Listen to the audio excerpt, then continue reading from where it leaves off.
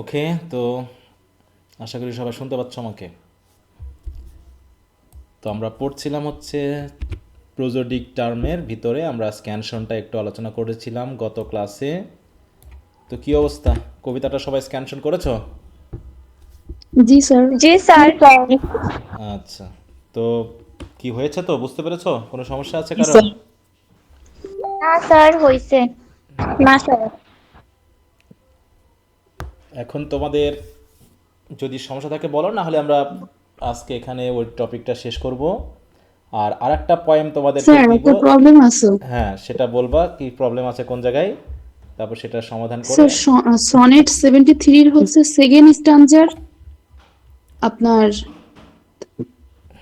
তৃতীয় নম্বর লাইনে, এই যে এস দ্য ডেথ বেড। তৃতীয় নম্বর লাইনে সেকেন্ড স্টেঞ্জার। জি স্যার। সেকেন্ড স্টেঞ্জার এটা এটা হচ্ছে এই লাইনের সমস্যা। স্যার সেকেন্ড স্ট্যান্জার না, সরি থার্ড স্ট্যান্জার তৃতীয় নম্বর লাইনে। আচ্ছা, এটা হুম। জি স্যার, হ্যাঁ হ্যাঁ স্যার। হ্যাঁ, কি সমস্যা বলো এই জায়গায়? স্যার এখানে ডেথ বেড বেড কি দুইটা সিলেবাল? অবশ্যই দুটা। হ্যাঁ, স্যার ওই যে মাঝে আবার আপনার ওই যে একটা চিহ্ন দেওয়া, তো এই ওটা জন্য নিয়ে তো আসলে সমস্যা না, কনফিউশন তোমার হচ্ছে। একটা ওয়ার্ড চিহ্ন নেই, তারপর কি দুটা হয় না? ও, জি স্যার বুঝতে পারছি, আমি যদিও ওইটাকে দুইটাই ধরছি, হ্যাঁ, দুটাই তারপরও আর কি তো হবে, কনফিউশন দুটা ছিল। উচ্চারণ হলেই হবে, ঠিক আছে তো? জি স্যার বুঝতে পারছি। যেমন এইখানে কয়টা হয়েছে এটা বলো তো, কয়টা? দুইটা। হুম, এখানে কয়টা? দুইটা। আর কোথাও সমস্যা আছে এরকম? না স্যার। Anyone else? মোটামুটি 10টা সিলেবাল বার করতে পারলে হবে। দুই একটা যদি তোমার ভুল ক্রমে এদিক ওদিক হয়ে যায়, সেটা বড় ধরনের ইফেক্ট ফেলবে যদি মানে পুরো কবিতাটা স্ক্যানশন করতে বলে, কিন্তু যদি একটা দুটো লাইন দেয় সেখানে তোমার যেন ভুলটা না হয়, ঠিক আছে? আর আরেকটা হলো ওই যে আমাদের একটা সমস্যা হচ্ছে না যে ইয়ার ক্ষেত্রে যে কোনো একটা সিলেবালের ক্ষেত্রে আমাদের কনসোনেন্ট সাউন্ডটাকে আমরা কীভাবে ধরবো, এটা আমাদের প্রোনাউন্সিয়েশনে ভুলের জন্য আমরা দেখাচ্ছে ওই পরে হবে যে সাউন্ডটা সেটা আগের সাথে নিয়ে নিচ্ছি, বা আগের সাথে আমরা পরেরটা নিয়ে নিচ্ছি। এই ক্ষেত্রে মাঝে মাঝে সমস্যা, এবং বইগুলোতেও এই ক্ষেত্রে ভ্যারিয়েশন দেখা গেছে, বিভিন্ন জায়গায় বিভিন্ন রকম আছে।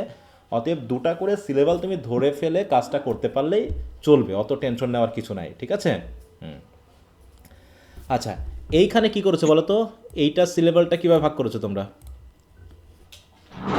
স্যার, TWI একটা ধরেছি, ফুল আর লাইট। আচ্ছা, তাহলে টুই, টুয়াই, তাই তো? এটা উচ্চারণ কিন্তু টুই না, এটা হবে উচ্চারণ কি বলো তো? ওয়াই। টুয়াই। টুয়াই, তাই তো? দেখো, জি স্যার।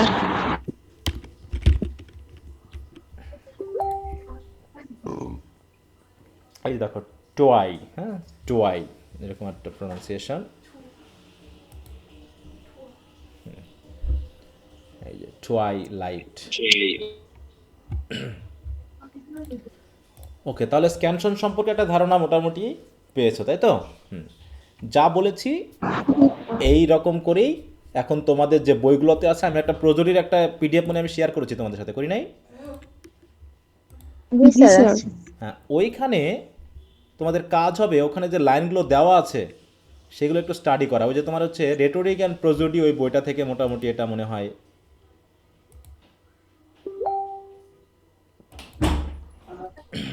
এইটা তোমরা একটু যে যে টপিকগুলো আছে আবার একটু রিভিশন দিয়ে নিবে।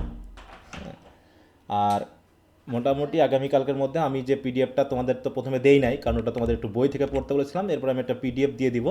সেই পিডিএফ থেকে তোমরা এই মানে আমার নিজের যে রেডি করা, এটা তো হচ্ছে বই থেকে দেওয়া। দেখো অ্যাকসেন্ট কী জিনিস, হ্যাঁ, প্রোজোডিক টার্মগুলো, ফুট মেজার কি, এখানে কী কীভাবে দেওয়া আছে, তারপর রাইমটা কেমন, হ্যাঁ, কাপলেট কি, হিরোইক কাপলেট কি, ক্লোজড কাপলেট কি, রান অন, এত দোকানে ব্ল্যাঙ্ক ভার্স কি, টারসেট বা ট্রিপলেট কি, হ্যাঁ, স্ক্যানশনটা কি, এই জায়গায় স্ক্যানশন অনেক এখানে দেওয়া আছে কিন্তু, ঠিক আছে তো? স্ক্যানশনগুলো একটু ভালো করে দেখে নিবে, এবং এরকম যদি দিয়ে দেয় তোমাদেরকে পরীক্ষার সময়, এরকম একটু দুই চারটা লাইন দিয়ে দিবে হয়তো, সেটা অবশ্য রিডিং স্কিলসে যখন আমরা আলোচনা করব সেখানেও যেহেতু আসবে, ওখানে নিয়ে আমরা আলোচনা করব, সেটা নিয়ে সমস্যা না। এরকম প্রজোটিক নেম টেম একটু বলে দিতে হবে। হ্যাঁ, প্রজোটিক নেমগুলো বলে দিতে হবে, যেমন এখানে আয়াম্বিক পেন্টামিটার। এখানে একটু খেয়াল করো যে যদি স্ল্যাশ বাদে অন্যান্য ওয়ার্ডগুলো কিন্তু সিঙ্গেলই রাখা হয়েছে, তাই না? দেখো হ্যাপি দুটা সিলেবল থাকা সত্ত্বেও এটা কিন্তু একটাই রাখা হয়েছে, একটা রাখা হয়েছে না, কিন্তু যেখানে আমাদের দুটা সিলেবল ভাগ করতে হবে সেখানে তো আর এক রাখা যাবে না, যেমন লিলি, এখানে কি এক রাখা যাবে বলো? হুম, না এখানে স্যার। কিন্তু এক না রাখা যাবে না। এখন এইখানে একটু খেয়াল দেখো স্যার। লিলি, হ্যাঁ বলো। স্যার আপনি তো বলছিলেন স্যার ওই পেজটা একটু যান। আচ্ছা আসছি, তুমি কি বলতে চেয়েছো আমি সেটা বুঝতে পেরেছি, তাই তো? হুম, যে ডাবল এল এর ব্যাপারটা কি ঘটাচ্ছে তাই তো, সেটাই না? হ্যাঁ জি স্যার। হ্যাঁ, সেটা আমি দেখাচ্ছি তোমাকে, এখানে দেখো তো। না স্যার, এখানে তো মানে আমাদের একটা ভালো থাকতে হবে হ্যাঁ জানতে হলে তার তাই তো। সেই ব্যাপারটা। তো এখানে আরেকটা এলো যদি আমি দিই, দেখো কি বলছে, একই উচ্চারণ না, একটা এল আর দুইটা এল, উচ্চারণটা কি লিল ই, এরকম প্রোনাউন্সিয়েশন, কিন্তু এখানে করা হয়েছে কি, কি করা হয়েছে? লিলি। হ্যাঁ লিল লি, মানে লিল্লি, ব্যাপারটা এরকম দেওয়া হয়েছে লিল্লি, কিন্তু আসলে কি লিল্লি হবে? হ্যাঁ নাকি লিল না না স্যার। স্যার, লিল লিলি। ই, লিল ই মানে লিল একটা ই একটা, তাই তো, ওয়াইটা একটা হবে আর এল আই ডাবল এল মিলে একটা হবে, এই জায়গাটা একটু খেয়াল করো।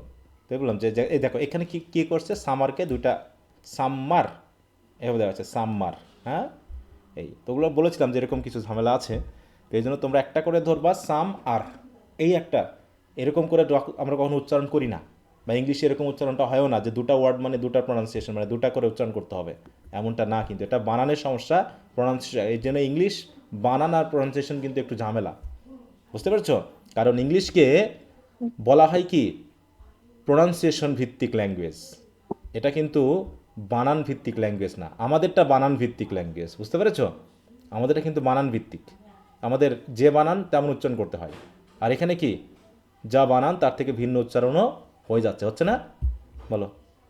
জি স্যার। হ্যাঁ, একটা জিনিস খেয়াল করো, এইটা যদি তোমরা একটু খেয়াল করো, ও ইউ জি এইচ, এই উচ্চারণটা কি হবে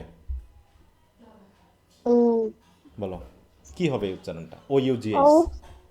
অফ এখানে কি ওজ। দেখো, এখানে হলো কি, ও দেখো থো ও এখানে কি ও ইউ জি এইচ আছে, তারপর হচ্ছে কি এখানে ও ও ও। ফ না, এটা অফ এটা ফ হয়ে গেছে না এই জায়গায়, কফ। হ্যাঁ স্যার। কফ ফ হয়ে গেছে না, কফ বা টাফ, জি স্যার। ফয়ের উচ্চারণ হচ্ছে। পড়াশোনা হচ্ছে না, দেখো একই ইয়া, টাফ কফ দো, তাই তো, উচ্চারণ ভিন্ন হয়ে যাচ্ছে কিন্তু। অতএব বানান ভিত্তিক উচ্চারণ করতে গেলে আমরা এই জন্য ভুল করি যে বানান যা তেরম উচ্চারণ করি, যেমন এই জায়গায় এই উচ্চারণটা বলতে পারবো কি কি হবে এটার, চার্লট।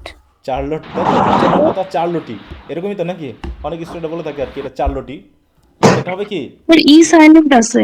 আচ্ছা সাইলেন্টই বাদ দিলাম, তাহলে চার্লটি মানে চার্লট মানে ঠিক আছে তো, কিন্তু এটার উচ্চারণ কি কি হবে, শার্লট। স্যার এই সব থেকে বড় উদাহরণ হচ্ছে ন্যাচারাল।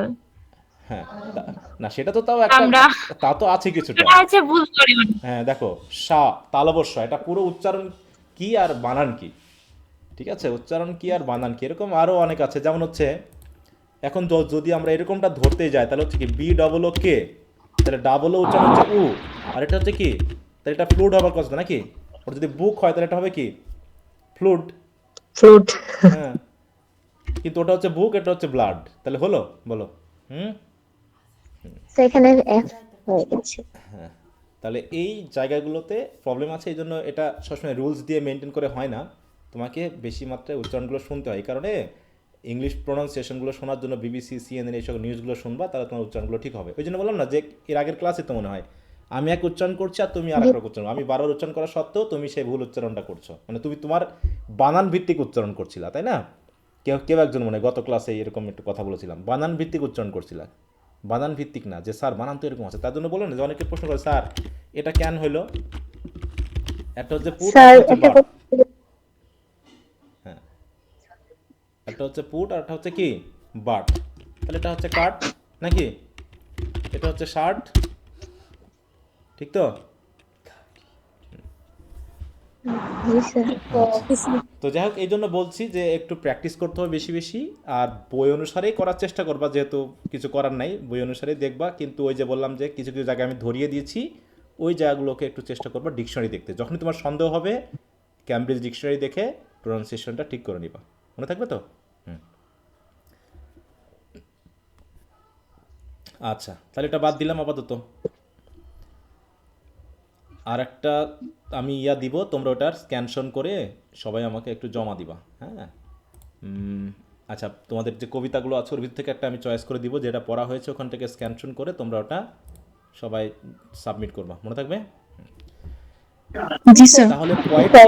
তাহলে আমাদের মোটামুটি পয়েমের ভিতরে 50% পয়েম প্রায় পড়া হয়ে গেল, আর আমাদের লিটারি টার্মস, প্রোজোডিক টার্ম যেগুলো আছে সেগুলো মোটামুটি আমাদের শেষ হয়ে গেল। ওদিকে আমাদের প্রোজো প্রায় 50% হয়ে আছে। এখন আমরা ঢুকবো হচ্ছে আমাদের রাইটিং পার্টের ভিতরে, ঠিক আছে? জি স্যার। হ্যাঁ, রাইটিংয়ে আমরা একটু ঢুকবো, তারপরে রিডিংয়ে আসবো। যেহেতু রিডিং আমরা তো পড়ছি, এগুলো পড়া মানে রিডিং পড়া, ওখানে কিছু রুলস রেগুলেশনগুলো বলে দিলে হয়ে যাবে। কোথায় গেল রাইটিং?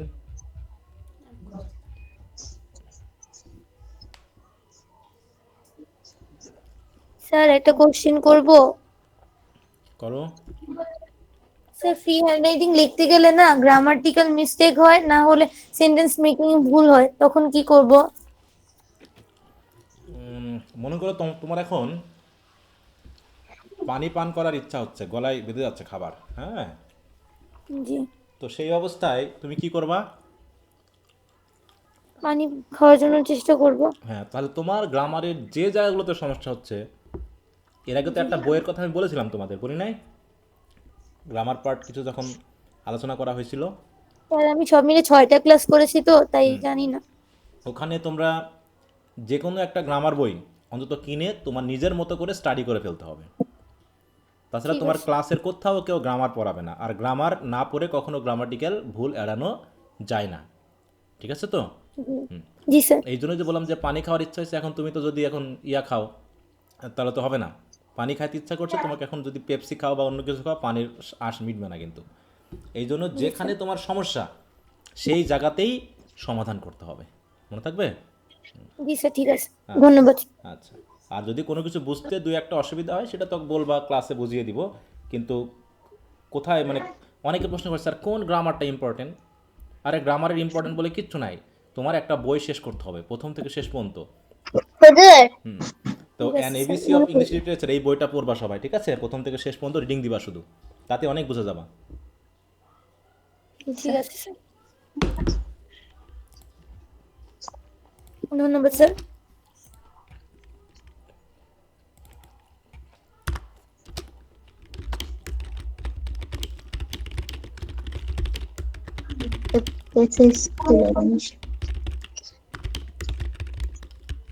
স্যার এইখানে অনেকে আনমিউট রেখে কথা বলে, ডিস্টার্ব হয় স্যার।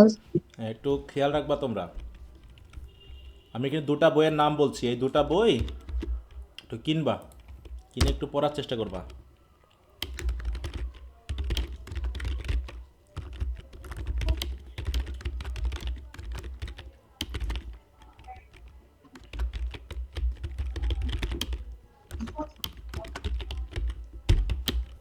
নামের বানানটা আমার ভুল হতে পারে।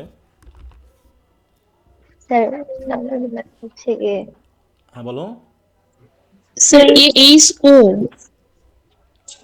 আচ্ছা, হতে পারে, যাই হোক সদরুদ্দিন নাম, হ্যাঁ, সদরুদ্দিন আহমেদ, যে কোনো বানান হোক। স্যার এটা ছোট বই, চটি একটা বই, আর উপরেরটা একটু বড়। সেগুলো তোমরা নিজ স্যার, দায়িত্বে উপন্যাস পড়ার মতো করে প্রতিদিন 1 ঘন্টা করে গ্রামার পড়বা। প্রতিদিন এই ফার্স্ট ইয়ারে অন্তত গ্রামার যদি 2-3টা বই না পড়ো, তাহলে তুমি যত উপরে উঠবা তত তোমার ইংরেজি কঠিন লাগবে, ঠিক আছে? আর ফ্রি হ্যান্ড স্যার রাইটিং প্রথম বইটা আমাদের তো আছে। এখন ফ্রি হ্যান্ড রাইটিং একটু দুর্বল হওয়া এটা স্বাভাবিক, কিন্তু পড়তে পড়তে একসময় দক্ষতা হয়ে যাবে। কিন্তু গ্রামারে যদি দুর্বলতা থাকে, ও উঠানো কঠিন, ঠিক আছে? এই জন্য। জি স্যার।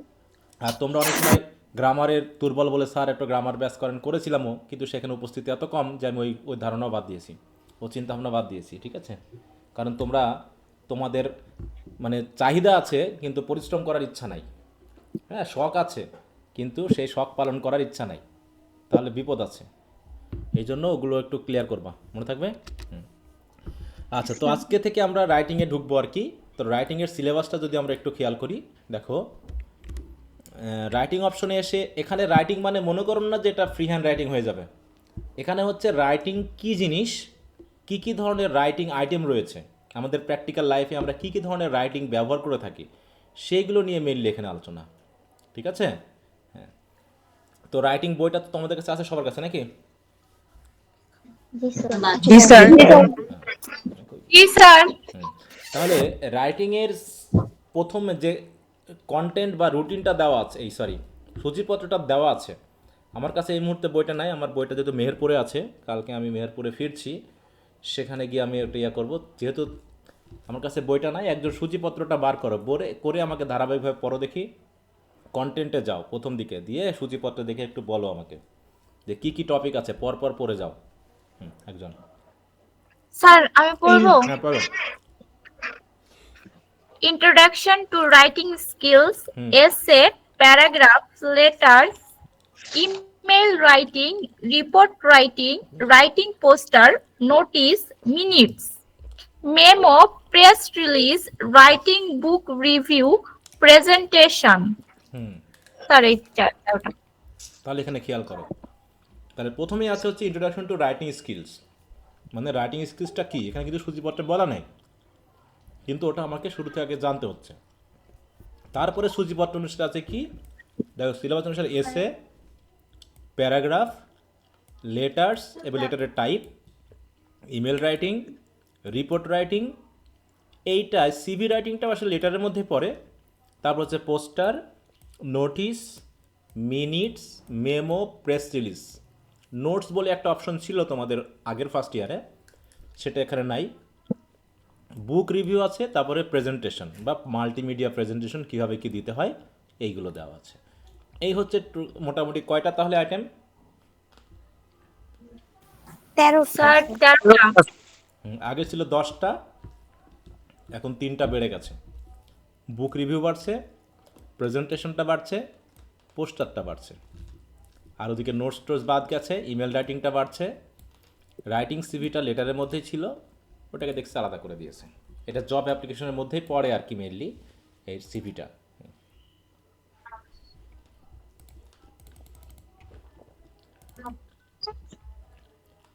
স্যার এখন যেহেতু শর্ট কোশ্চেন নেই, তাইলে তো আর সংজ্ঞা পড়া লাগবে না, জানার জন্য পড়বো আর কি। পড়ার জন্য পড়বা, পরীক্ষার জন্য কিভাবে কি করতে হবে পড়তে পড়তে বুঝে যাবা। ঠিক আছে? টেনশন নেওয়ার জি, কোনো স্যার। কারণ নেই। হ্যাঁ,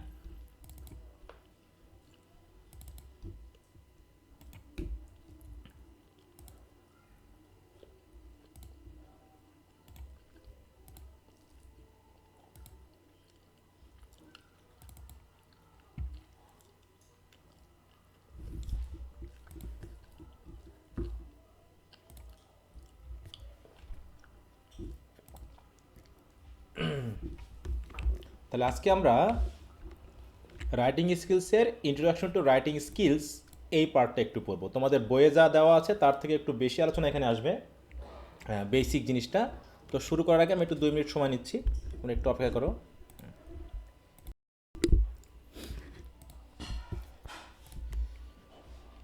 আচ্ছা, তো এই বই দুটোর নাম কি লিখে নিয়েছো সবাই? জি স্যার। আচ্ছা, এখন আসো, আমরা যে কোনো ল্যাঙ্গুয়েজের কয়টা স্কিলস আছে বলো তো? জানা আছে? চারটা। 4টা স্কিলস। তো কি কি? Reading reading writing skill, writing skill, speaking skill, আরেকটা জানি কি স্যার। লিসেনিং লিসেনিং আমরা প্রথমটা জি, আগে স্যার। আমাদের ভাষাগত ডেভেলপমেন্টের দিক থেকে সবচেয়ে প্রথম স্কিল কোনটা? স্পিকিং। স্পিকিং। মানে তুমি Listening, কি স্যার কথা বলতে লিসেনিং, পারছো? লিসেনিং। প্রথমে হচ্ছে কি লিসনিং, তাই তো? তারপরে স্পিকিং স্পিকিং, স্পিকিং, তারপরে তারপর রিডিং রিডিং, তারপরে তারপর রাইটিং। এই হচ্ছে 4টা। ঠিক আছে? তো তো দেখো এখানে আমরা সেই বিষয়গুলো নিয়ে একটু কথা বলেছি। প্রথমে হচ্ছে আমাদের যে প্রথমে হচ্ছে ল্যাঙ্গুয়েজটা কি জিনিস, এটা নিয়ে আমাদের একটু আলোচনা করা দরকার। তারপর ল্যাঙ্গুয়েজ স্কিলসটা এভাবে ধারাবাহিকভাবে আমরা আলোচনা করব। এগুলো ডিলিট করা হয়নি।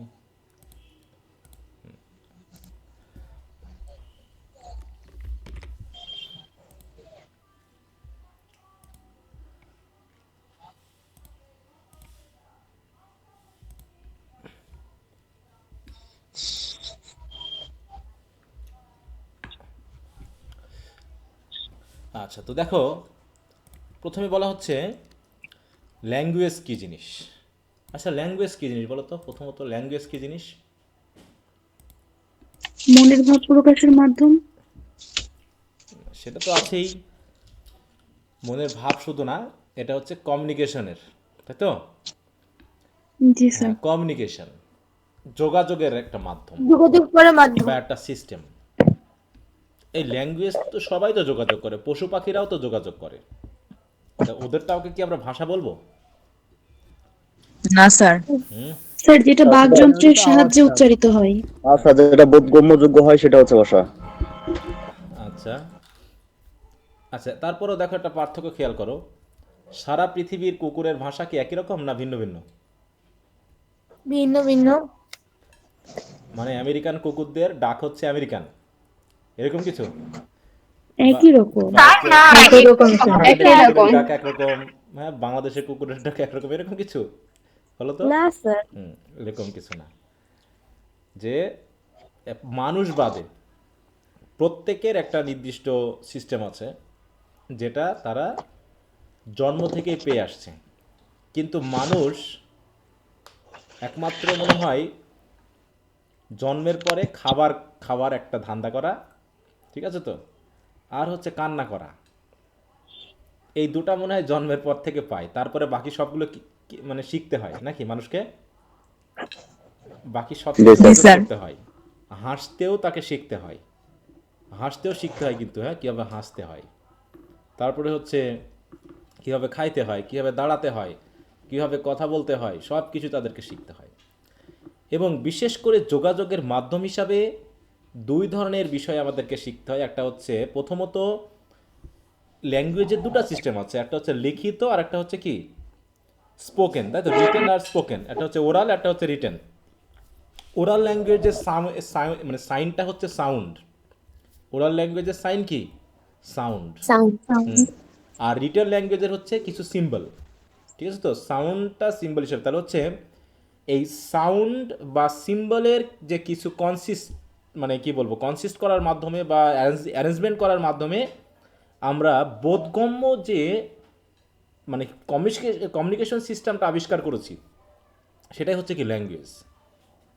তাহলে একদিকে হচ্ছে স্পোকেনের জন্য হচ্ছে ওরাল বা সাউন্ড রিলেটেড বিষয়, আরটা হচ্ছে সিম্বল, যেটা হচ্ছে রিটেন সিম্বলের মাধ্যমে আমরা কাজটা করে থাকি।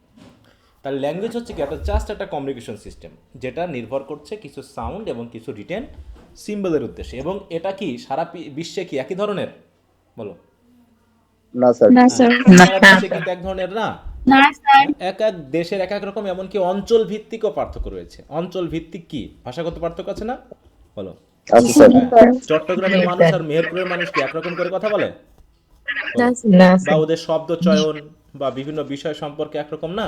এমনকি একই এলাকার হলেও ধর্মভিত্তিক পার্থক্য আছে না বলো? যেমন জি স্যার। মনে করো আমি একই গ্রামের, কিন্তু একজন হচ্ছে খ্রিস্টান, একজন হচ্ছে হিন্দু, একজন হচ্ছে কি মুসলিম। তাহলে সে সৃষ্টিকর্তাকে আল্লাহ বলবে মুসলিমেরা, তাই তো? হিন্দুরা কি বলবে? ভগবান বা ঈশ্বর বলবে। খ্রিস্টানরা তেমনি বাংলায় ঈশ্বর বলে থাকে বা ইংরেজিতে গড বা এরকম কিছু একটা বলে থাকে। তো দেখো, শুধু ধর্ম, একই এলাকায় একই টোন, একই শব্দ, সবই ঠিক আছে, কিন্তু ধর্মভিত্তিক পার্থক্য হয়ে গেছে। খাবারের পার্থক্য আছে, পোশাকের পার্থক্য আছে। তো বিভিন্ন অঞ্চল, সিস্টেম, এমনকি প্রফেশন ভিত্তিক কি পার্থক্য আছে না বলো? ব্যাংকের মানুষের চিন্তাভাবনা আর একজন হচ্ছে ডাক্তারের মানুষের চিন্তাভাবনা কি একরকম হবে? বা পেশাগত শব্দ কি একরকম হবে? না স্যার। একরকম হবে না। একই ওয়ার্ড দেখাচ্ছে এক এক জায়গায় এক এক রকম করে ব্যবহার করা হচ্ছে। সুতরাং দেখো, according two Collins dictionary, a language is a system of communication. তাহলে এটা হচ্ছে কি একটা কমিউনিকেশনের পদ্ধতি বা সিস্টেম, যেটা কি করা হচ্ছে, যার মাধ্যমে দেখো which consist of a set of sounds and written symbols which are used by the people of a particular, এখানে খেয়াল করো, people of a particular country or region for talking or writing. তাহলে কথা বলার জন্য বা লেখার জন্য এক এক এলাকার মানুষ এক একভাবে ব্যবহার করে থাকে। In fact language is a structured system of communication, the structure of which consist of grammar এবং ভোকাবুলারি, যার মধ্যে রয়েছে গ্রামার এবং ভোকাবুলারি। এই দুটাকে বলা হয় সাব স্কিলস। ঠিক আছে, তো ফোর হচ্ছে primary skills, listening, speaking, reading and writing. আর এই চারটাকে সফল করতে হলে আমাদের দরকার আরও দুটা স্কিলস, মানে যার উপরে ভিত্তি করে এই বাকি চারটা প্রতিষ্ঠিত। সেই দুটা হলো কি, ভোকাবুলারি এবং গ্রামার। যদি ভোকাবুলারি এবং গ্রামার যদি তোমার কম থাকে জানা, তুমি কি ভালো মতো কমিউনিকেশন করতে পারবা বলো? না এই যে স্যার। বলছে স্যার ফ্রি হ্যান্ড রাইটিং লিখতে গিয়ে হচ্ছে না, তুমি ফ্রি হ্যান্ড রাইটিং কেন, তুমি স্পোকেন বলো রাইটিং বলো, দুটা তো আলাদা সিস্টেম মাত্র। কিন্তু ভোকাবুলারি কম থাকার কারণে তুমি লিখতে পারছো না, কারণ তোমার মনে যা আসতেছে তুমি সেই ভাষা মানে ইংলিশ ভাষা দিয়ে প্রকাশ করতে পারছো না, তার মানে এটা ভোকাবুলারির সমস্যা। আর একটা হচ্ছে ওয়ার্ড জানা আছে কিন্তু সুন্দর করে আমি সিস্টেম ওয়াইজ লিখে বোঝাতে পারছি না, তার মানে এটা গ্রামারের সমস্যা। তার মানে এই দুটাকে তোমাকে স্টাডি করতে হবে। Without study you won't be able to write them properly or well. হ্যাঁ, ভালোভাবে তো লেখা সম্ভব না। এই জন্য গ্রামার এবং ভোকাবুলারি এই দুটোর দরকার আছে। Language is the primary means of human communication, আর ল্যাঙ্গুয়েজটা হিউম্যানের সাথে রিলেটেড। অন্যান্য বিষয়গুলোর সাথে আমরা কখনোই ল্যাঙ্গুয়েজের সাথে রিলেট করি না। তাহলে language is the primary means of human communication through a variety of methods including spoken, sign or written language.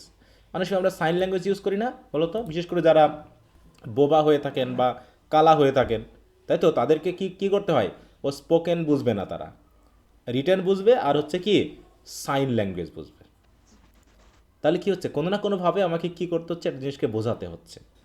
তবে সাইন ল্যাঙ্গুয়েজকে আমরা প্রধানত ল্যাঙ্গুয়েজের মধ্যে ফেলছি না, ঠিক আছে তো, কারণ এটার মধ্যে নাই। আমরা প্রধানত রিটেন এবং স্পোকেন এই দুটাকেই মেনলি বলে থাকি। তো অ্যানিমেলদের কেমন আছে সেটা আমাদের জানার বিষয় না, ওটা তোমরা একটু বাড়িতে জাস্ট রিডিং দিবা। তাহলে ল্যাঙ্গুয়েজ হলো কি একটা কমিউনিকেশন সিস্টেম, যেটা তৈরি হয়েছে কিছু কি সাউন্ড বা হচ্ছে কিছু রিটেন সিম্বলের মাধ্যমে, অ্যারেঞ্জমেন্টে। এবং এটা হচ্ছে কি এলাকা ভিত্তিক বা দেশভিত্তিক কি ভিন্ন ভিন্ন হয়ে থাকে। এখন ল্যাঙ্গুয়েজ স্কিলসটা কি, এই যে আমি এখন যে কথা বলছি বাংলায়, এটাই কি আমার স্কিলস। কিন্তু এই স্কিলসটা কতটুকু পারফেক্ট বা কতটুকু গ্রহণযোগ্য সেটার উপরে নির্ভর করছে স্কিলস বলতে আমরা কোনো একটা ভাষাতে স্কিল্ড বলতে আমরা তাকে কি অবস্থায় বুঝি বলো তো? জাস্ট সিম্পলি বলতে পারলে হবে, নাকি স্বতঃস্ফূর্তভাবে মনের ভাব প্রকাশ করতে পারতে হবে ওই ভাষা ইউজ করতে? তার মানে স্কিলস বলতে আমরা বুঝি প্রধানত অ্যাবিলিটি। দেখো, হ্যাঁ, language proficiency or skills is the ability of an individual to use language with a level of accuracy that transfer meaning in production and comprehension. Production মানে কি উৎপাদন করা, মানে আমি বলছি এটা হচ্ছে কি আমার প্রোডাকশন, আর তোমাদের ক্ষেত্রে কি ওটা একটা কম্প্রিহেনশন। মানে লিসেনাররা কি করে, কম্প্রিহেন্ড করে, আর স্পিকাররা প্রডিউস করে। তাহলে এই প্রোডাকশন এবং কম্প্রিহেনশন দুই জায়গাতেই যদি মিনিংটা অ্যাকুরেটলি ট্রান্সফার করে, তাই তো, তাহলে ট্রান্সফারের সেই লেভেলটাকে আমরা বলতেছি কি প্রফিসিয়েন্সি অর স্কিলস। তাহলে এটা হচ্ছে কি একজন ইন্ডিভিজুয়াল বা একজন ব্যক্তির একটা দক্ষতার লেভেল, যে লেভেল থাকলে পারে একজন ব্যক্তি শব্দ উৎপাদন এবং কম্প্রিহেনশন, তাই তো, ভাষা উৎপাদন এবং কম্প্রিহেনশন দুটাই কি করতে পারবে, স্বতঃস্ফূর্তভাবে করতে পারবে। Actually language skills or communication skills, দেখো ল্যাঙ্গুয়েজ স্কিলস মানে হচ্ছে কমিউনিকেশন স্কিলস। অনেকে আছে না মনে মনে অনেক কথা ভাবতে পারে কিন্তু ঠিকমতো অন্যকে বলে বোঝাতে পারে না, তাহলে কি তার ল্যাঙ্গুয়েজ স্কিলস কি ভালো আছে বলবো আমরা? না, হ্যাঁ, না স্যার।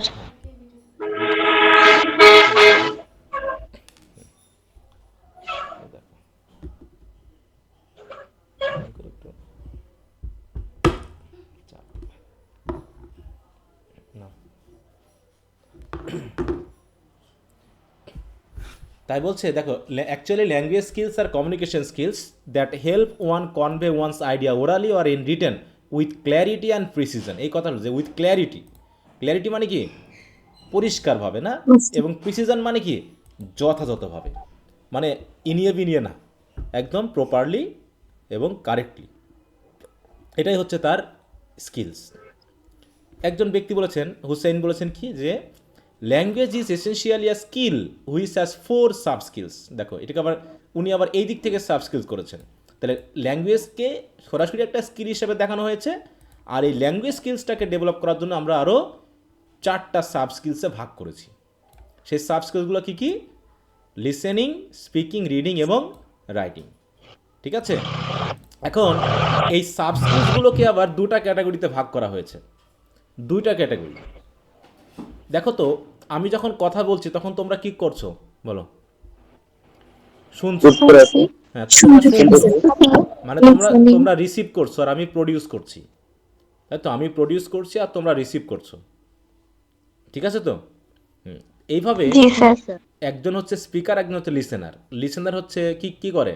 রিসিভ করে, তথ্য রিসিভ করে। রিসিভ করে। আর স্পিকার হচ্ছে প্রডিউস করে। তো সেই দিক থেকে আবার যে লেখে সে কি রিসিভ করে না প্রডিউস করে? যে লেখে প্রডিউস করে। প্রডিউস করে, আর যে পড়ে কি করে? রিসিভ করে। তো সেই হিসাবে দেখো, যদি আমরা দেখি, প্রথমত হচ্ছে লিসেনার এবং স্পিকার, রিডার এবং রাইটার, এর উপর ভিত্তি করে 2টা ভাগে ভাগ করা হয়েছে। একটা হচ্ছে রিসেপটিভ স্কিলস, যেটা হচ্ছে যদি ওরাল হয় তাহলে লিসেনিংয়ের মাধ্যমে রিসিভ করা হয়, আর যদি রিটেন হয় তাহলে রিডিংয়ের মাধ্যমে রিসিভ করা হয়। যেমন আমি 2টাই করতেছি এখন, তাই না? এখানে আমি কি করছি? অলরেডি রাইটিং করার মাধ্যমে প্রডিউস করেছি, আর কথা বলার মাধ্যমে প্রডিউস করেছি। দেখো, স্পিকিং এবং রাইটিংয়ের মাধ্যমে আমি প্রডিউস করছি, আর তোমরা হচ্ছে কি আমার কথাগুলো লিসেনিংয়ের মাধ্যমে, আর এই পড়াগুলো রিডিংয়ের মাধ্যমে তোমরা রিসিভ করছো।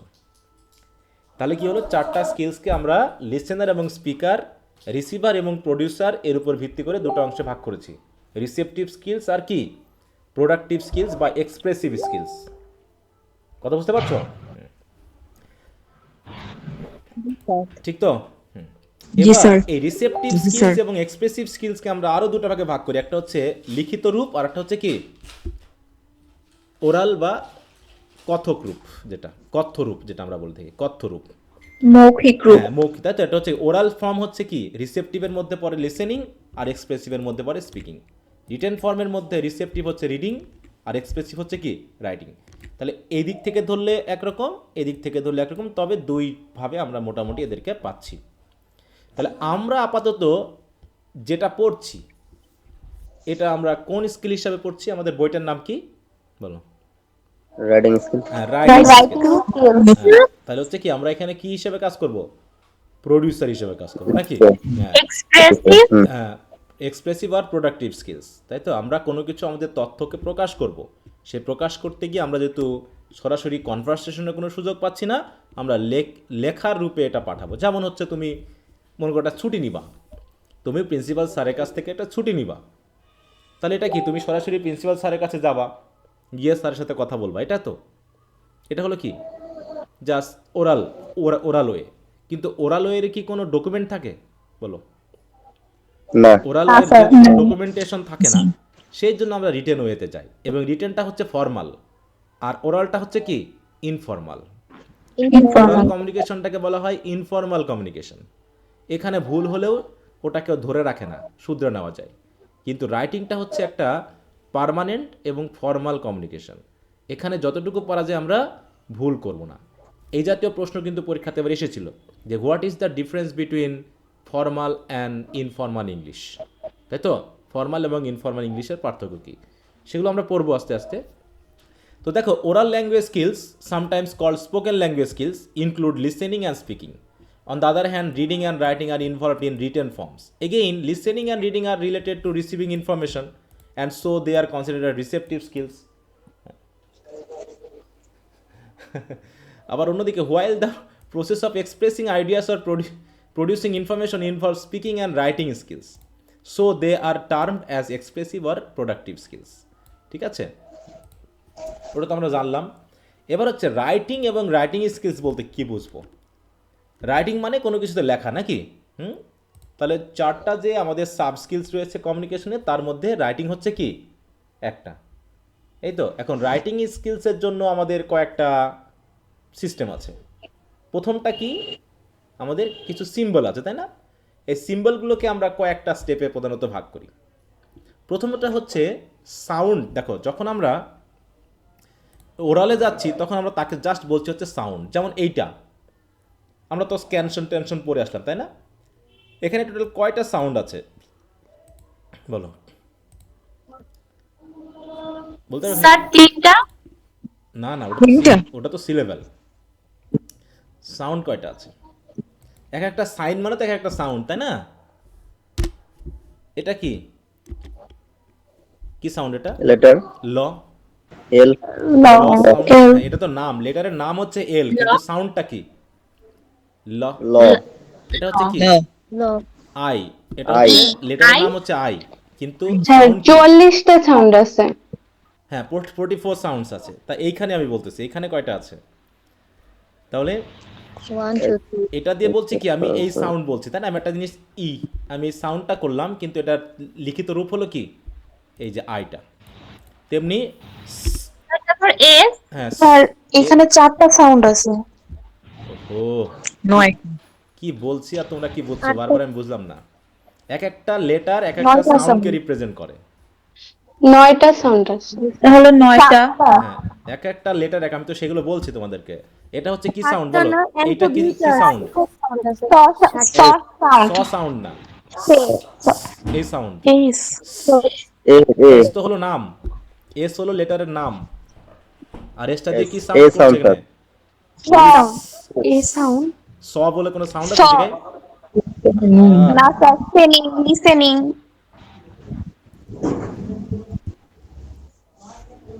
এস দিয়ে লিসেনিং সাউন্ডকে নির্দেশ করছে পুরো।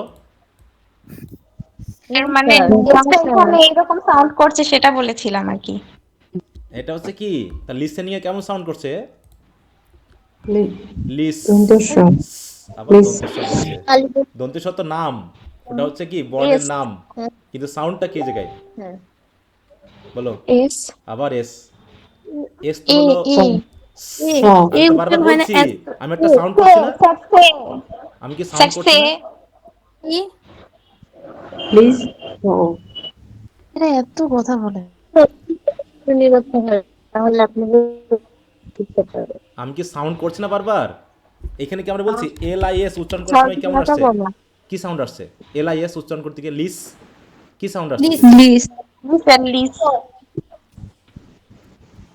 কপাল খারাপ আমার মনে হয়, নাকি তোমাদের বুঝতেছি না আমি? ইস সাউন্ড করছে। হ্যাঁ দন্ত পর উচ্চারণ হচ্ছে লিস। হ্যাঁ পুরোটা তো লিস, কিন্তু এই লিসের জায়গাতে এসটা কিভাবে উচ্চারণ হচ্ছে এটা বুঝতেছো না কেন? এরকম একটা কথা বুঝে না সব।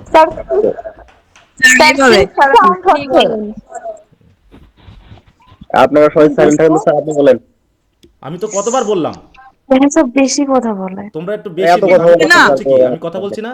তো সবাই একসাথে কথা বলতেছে তো যেন বোঝা যায় না। আমি তো বলছি এই সাউন্ড, এইটা হচ্ছে সাউন্ড, এটা হচ্ছে না? জি স্যার। এটা হচ্ছে, এটা কি তুমি হ্যাঁ, স্যার। বানান করে বলতে পারবা? জি স্যার। বানান করে বলতে পারবে এটা? না স্যার। সবাই বলছে এস, এস কোন সাউন্ড? এস তো একটা শব্দ, লেটারের নাম। স তো কি, এখানে হচ্ছে এই সাউন্ডটা হচ্ছে সাউন্ডের কথা বলছি আমি। লিস জি স্যার। আরে লিস উচ্চারণটা করতে গিয়ে 3টা সাউন্ড লাগছে, একটা হচ্ছে ল, একটা হচ্ছে ই, আর হচ্ছে স। এই হচ্ছে লিস। জি স্যার। লিস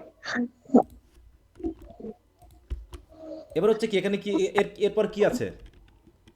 ঠ সাউন্ড আছে একটা, ঠ। তারপরে কি কি কি আছে এখানে? একটা এ সাউন্ড আছে। এই সাউন্ড তারপর হচ্ছে কি একটা ন সাউন্ড আছে। তারপরে কি আছে একটা ই সাউন্ড আছে। তারপরে কি আছে একটা ন সাউন্ড আছে, একটা হচ্ছে গ। এটা কি গ না জ? গ হ্যাঁ গ।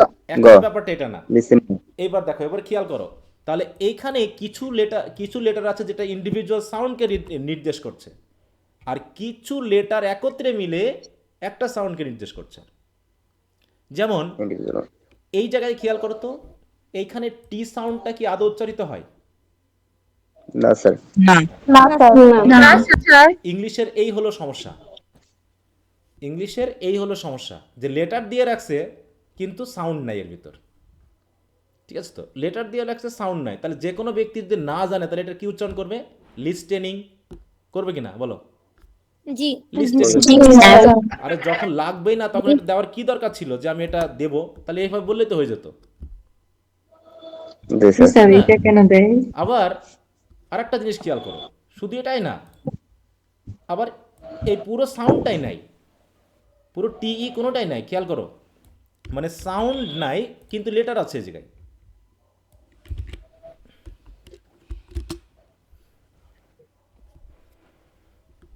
দেখো এই জায়গায় খেয়াল করো, লিস, এই যে এইখানে একটু খেয়াল করো, ইজ, জি, তাই তো, এই যে সাউন্ডগুলো, এইখানে যে কথাটা আসছে এই জায়গায়, এইখানে একটা শব্দ ই আর এটা হচ্ছে মিলে হচ্ছে কি ইং, এটা কিন্তু সাউন্ড। তাহলে সাউন্ড উচ্চারণ করতে গিয়ে আমরা কি কি লেটার পাচ্ছি এই জায়গায় বলো? এন আর জি, এন আর জি মিলে উচ্চারণ হচ্ছে কি ঠিক আছে তো? সে আমরা উঁটো উচ্চারণ করি না, ওটা তো নাম, কিন্তু ব্যাঙের উচ্চারণে কি কি কি বলি আমরা? ব্যাঙু বলি, বলো। না, হ্যাঁ, ব্যাং, অ্যাং, তাহলে উচ্চারণ হচ্ছে শেষ পর্যন্ত সেই উচ্চারণ হচ্ছে এটা। এই কে রিপ্রেজেন্ট করতে গিয়ে এনজি দুটা দিচ্ছি আমরা, ঠিক আছে তো? আর এই জায়গায় টিটা পুরোটা সাইলেন্ট হয়ে গেল, আর এই ইটা হয়ে যাচ্ছে মানে খুবই মানে কি হালকা উচ্চারণ, তাই না? আমরা যেটা পড়েছি যে অনেক সময় উচ্চারণটা খুবই হালকা হবে। তাহলে টোটাল এটা উচ্চারণে আমরা যে কয়টা লেটার পেয়েছি সেই কয়টা কিন্তু এখানে সাউন্ড নেই। এই দুটো মিলে একটা সাউন্ড আছে, খেয়াল করো, এটা নিয়ে একটা সাউন্ড আছে, এইখানে একটা সাউন্ড আছে, তাই তো? এইটায় একটা সাউন্ড আছে, তারপরে এই যে টি সাউন্ডটা কি আছে? টি সাউন্ড পুরো মনে করো ঢেকে দিলাম, এবারটা নাই।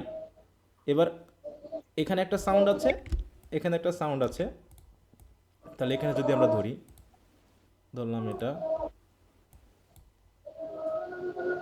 যদি এটাকে ধরি তাহলে মনে করো এটা আর এইটা, তাহলে লেটার এবং সাউন্ড, তা দেখো এই দুটা মিলে একটা, তাহলে একটা সাউন্ড, দুটা সাউন্ড, তিনটা সাউন্ড, চারটা, পাঁচটা, ছয়টা, সাতটা সাউন্ড আছে, তাই তো? সাতটা সাউন্ড আছে এখানে, কিন্তু লেটার আছে কয়টা এখানে?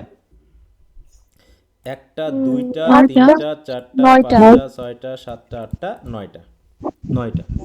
তাহলে দুটা মিলে একটা, আর একটা টি তো পুরো বাদ গেছে, তাহলে এর ভিতর থেকে একটা বাদ পড়ে গেল, এটা বাদ পড়ে গেল, এরকম। তার মানে লেটার, খেয়াল করো, তাহলে হচ্ছে স্পিকিংটাকেই, হ্যাঁ, আগে কি ছিল বলো তো? লিখিত রূপ আগে আসছে পৃথিবীতে নাকি মানে ওরাল রূপ আগে আসছে পৃথিবীতে? হ্যাঁ, ওরাল রূপ আগে আসছে, তাই না? এখন ওরাল রূপ যেহেতু আগে আসছে, তো পরবর্তীতে আবিষ্কার করা হয়েছে যে আমরা যেটা বলছি ওইটাকেই যদি আমরা একটা লিখিত রূপ দিতে পারি তাহলে এটা পার্মানেন্ট করা যাবে, কারণ ওরালের কোনো পার্মানেন্সি নাই, এটা সবসময় আমরা পাই না, তাই না? তখন আমরা করছি, হ্যাঁ বলো। স্যার এই মাউথ ওয়ান আছে, একটু সমস্যা হচ্ছে শুনতে। বুঝলাম না, মাউথ ওয়ান বলতে? স্যার এখানে 2-3 জনের মাউথ ওয়ান আছে এবং শব্দ হচ্ছে, একটু, হ্যাঁ, একটু অসুবিধা মিউট হচ্ছে। রাখো। হ্যাঁ, যখন কথা বলা লাগবে তখন আনমিউট করে কথা বলবা, তাছাড়া একটু মিউট রাখো। আচ্ছা, তো এখানে এবার মনে করো যে ওই যে বললাম যে TOUGH, এটার বাংলা হচ্ছে কি? উচ্চারণ হচ্ছে টয়াকার ফ, তাই তো? টাফ। তাহলে এখানে সাউন্ড আছে কয়টা? ট আছে তিনটা। স্যার 3টা, ট আছে, ও আ আছে, আছে, আ আছে, আর ক আছে। কিন্তু এখানে লেটার আছে কয়টা? একটা, দুইটা, তিনটা, চারটা, পাঁচটা। তাহলে এইখানে খেয়াল করো, এই পুরোটা ভাল সাউন্ড, তাই না? এটা কি? এটা ভাল না বলো তো? এটা কি ভাল টিম? মনে আছে? জি স্যার। ভাল টিম। জি স্যার এখানে হচ্ছে কি অনসেট, আর এই হচ্ছে কোডা, মিলে হচ্ছে একটা সিলেবাল রয়েছে তিনটা সাউন্ড দিয়ে, কিন্তু এখানে আমার লেটার আছে পাঁচটা। তার মানে এই GH এটা মিলে হচ্ছে কোন সাউন্ড দিচ্ছে? এই সাউন্ড দিচ্ছে। হ্যাঁ, এফ যেটা বলার কথা ছিল সেটা আমাদের GH এ দিয়ে দিচ্ছে, ঠিক আছে? তাহলে এরকম মানে ইংলিশের এই জায়গাটা যে আমাদেরকে শিখতে হচ্ছে যে একটা সাউন্ডকে রিপ্রেজেন্ট করার জন্য অনেক সময় একের অধিক। আর একটা জিনিস খেয়াল করো, জাস্ট এইটা একটু যদি আমরা বলি THOUGH, দেখো এটার উচ্চারণ কি? দো দৌ, দো তাই তো? আমি দৌ বললাম মনে করো, তাহলে এখানে আসছে সাউন্ড কয়টা? একটা হচ্ছে দ, দুইটা আর একটা হচ্ছে কি ও ও, ও দৌ। তিনটা। তাহলে আর সাউন্ড আছে দুইটা, দ আর ও। ও কিন্তু এখানে লেটার আছে কয়টা? 1 ছয়টা। 2 3 4 5 ছয়টা। 5 6। ঠিক আছে, তার মানে আমরা যে সাউন্ডটা করছি সেই সাউন্ডটাকে আমাদের লিখিত একটা রূপ দিতে হবে। এখন এই রূপ দিতে গিয়ে আমরা ধরে নিয়েছি যে এই সাউন্ডটাকে এইভাবে বলবো, এই সাউন্ডটাকে এইভাবে বলবো, দিয়ে এই রূপটার একটা নির্দিষ্ট হয়ে গেছে যে এতটা, এর বেশি আর লাগছে না, এর বেশি আর প্রয়োজন নেই। এটাকে বলা হচ্ছে কি, এটা বলে IPS symbol, international phonetic alphabet, তাই তো? আইপিএস সিম্বল আবিষ্কার করেছে। এটা তো হচ্ছে ইংলিশ লেটারের সিম্বল, ওরা আবার আইপিএস সিম্বল আবিষ্কার করেছে। যে আইপিএস সিম্বলগুলো আমরা এই জায়গাতে পাই, দেখো এই যে এই জাতীয় সিম্বলগুলো, যে আমরা যদি বলি TOUGH, তাহলে দেখো এখানে কি ফ আসছে না? দেখো আমরা লেখার সময় কিন্তু এফ ইউজ করি নাই, আমরা লেখার সময় এফ ইউজ করি নাই, কিন্তু শিখি উচ্চারণের সময় এফ আসছে। তার মানে ইংরেজিতে এই জিএইচ দিয়ে ফ উচ্চারণ করে। তাহলে এই ফটা হচ্ছে মানে এফটা হচ্ছে কি আমাদের একটা আইপিএস সিম্বল। যত রকমের ফ উচ্চারণ হবে তুমি যা দিয়েই লেখো না কেন, আইপিএস সিম্বলের সময় তোমাকে এই দিয়ে প্রকাশ করতে হবে, তাহলে একজন বুঝবে যে এইটার হচ্ছে ফ সাউন্ড। তাহলে সিম্বল হচ্ছে একটা বিষয়। ল্যাঙ্গুয়েজ ভিত্তিক সিম্বল আলাদা আলাদা হয়। ল্যাঙ্গুয়েজ ভিত্তিক সিম্বল কেমন হয় বলো? এরকম হয়। আলাদা আলাদা। আলাদা আলাদা হয়। দেখো এই জায়গায় খেয়াল করো, তাহলে এইটা হচ্ছে আমাদের সিম্বল, বাংলাদেশের সিম্বল এটা, তাই তো? এটা হচ্ছে কি বাংলাদেশের সিম্বল না? জি স্যার। বাংলাদেশের সিম্বল আ হচ্ছে এরকম, আর আইপিএস সিম্বলের আ হচ্ছে এরকম। কিন্তু এইটা কি কখনো আমরা বানান ইউজ করি? এই আটা, না স্যার। এটা কি বানান ইউজ হয়? না স্যার। এই ইংরেজিতে কিন্তু বানান ইউজ হয় না, এটা বানান ইউজ হয় না, কিন্তু আইপিএস সিম্বল দিয়ে সাউন্ড নির্দেশ করার সময় আমরা এটাকে ব্যবহার করে থাকি। কিন্তু এইটাই আবার এই সাউন্ডটা রিপ্রেজেন্ট করার সময় আমরা ইংরেজিতে অনেকগুলো গ্রাফিম ইউজ করে থাকি। একটা জিনিস খেয়াল করো, গ্রাফিম মানে হলো এই রূপগুলোকে বলা হয় গ্রাফিম। এই যে মানে এই দ উচ্চারণ করতে গিয়ে, এই যে দ উচ্চারণ করতে গিয়ে যতটুকু আমি ব্যবহার করব পুরোটা হবে কি গ্রাফিং। এই যে দেখো ইং উচ্চারণ করতে আমরা কি ইউজ করেছি? উচ্চারণ করতে ন আর জ ইউজ করেছি, এই দুটা মিলে এর গ্রাফিম। এটা গ্রাফিম মানে যার একটা গ্রাফ দেওয়া হচ্ছে, একটা রূপ দেওয়া হচ্ছে। কি কথা বোঝা গেল? জি স্যার। হ্যাঁ, তাহলে এখানে যেটা আমরা চলে আসছি আবারও, যে এইখানে মেন কথা হলো সিম্বল, যেটা হচ্ছে letters of the alphabet, punctuation বা স্পেস, এই সব কিছু মিলেই মেনলি একটা রিটেন রূপ পাওয়া যায়। স্পেসও কি একটা অংশ না বলো তো? স্পেস কি একটা অংশ না একটা ভাষার? জি স্যার। যদি এই যে এই স্পেসগুলো না থাকতো আমরা কি পড়তে পারতাম বলো? না মনে স্যার। করো যদি এইভাবে আমরা জাস্ট একে দিতাম, মনে করো এইভাবে আমরা জাস্ট দিয়ে দিছি, দেখো এইভাবে যদি একটা লেখা হয় তুমি এটা থেকে কি বুঝবা বলো? এখানে কি আছে তুমি বুঝতে পারবা বলো? তাহলে হ্যাঁ স্যার। পাংচুয়েশন এবং স্পেস এগুলোও কিন্তু আমার ল্যাঙ্গুয়েজের একটা অংশ, যে এই পরিমাণ স্পেস থাকতে হবে। তাহলে writing is one of the four, it is the process of using symbols. আর এই সিম্বলগুলো পাংচুয়েশন হতে পারে, স্পেস হতে পারে এবং অ্যালফাবেট হতে পারে। তাহলে অ্যালফাবেট তো আমরা জানি, অ্যালফাবেট এখানে যা আছে সবই অ্যালফাবেট, আর মাঝখানে রয়েছে স্পেস, আর এই যেগুলো হচ্ছে কি আমাদের একটা পাংচুয়েশন মার্ক। আর এগুলো কেন ইউজ করে থাকি? To communicate thoughts and ideas in a readable form. এটা রিডেবল কেন? কারণ এটা হচ্ছে মানে কি রাইটিং ফর্ম, তাই না? Written form. বলছি in fact writing is the act of generating or revising a text based on rules or convention to communicate the idea. মানে একটা আইডিয়াকে কমিউনিকেট করার জন্য আমাদের রুলস এবং কনভেনশন অনুসারে আমরা যে একটা টেক্সটকে জেনারেট করি এবং রিভাইজ করি, সেটাই হচ্ছে কি আমাদের রাইটিং। Skills like research, planning and outlining, editing, revising, spelling, grammar, organisation ইত্যাদি ইত্যাদি আর critical component of the writing process. তাহলে রাইটিং প্রসেসের জন্য কি অনেক বিষয় আছে। তুমি একটা কোনো কিছু লেখার জন্য কি তোমার মনে যা চাইলে তুমি এমনি এমনি লিখবা বলো? হুম? না স্যার।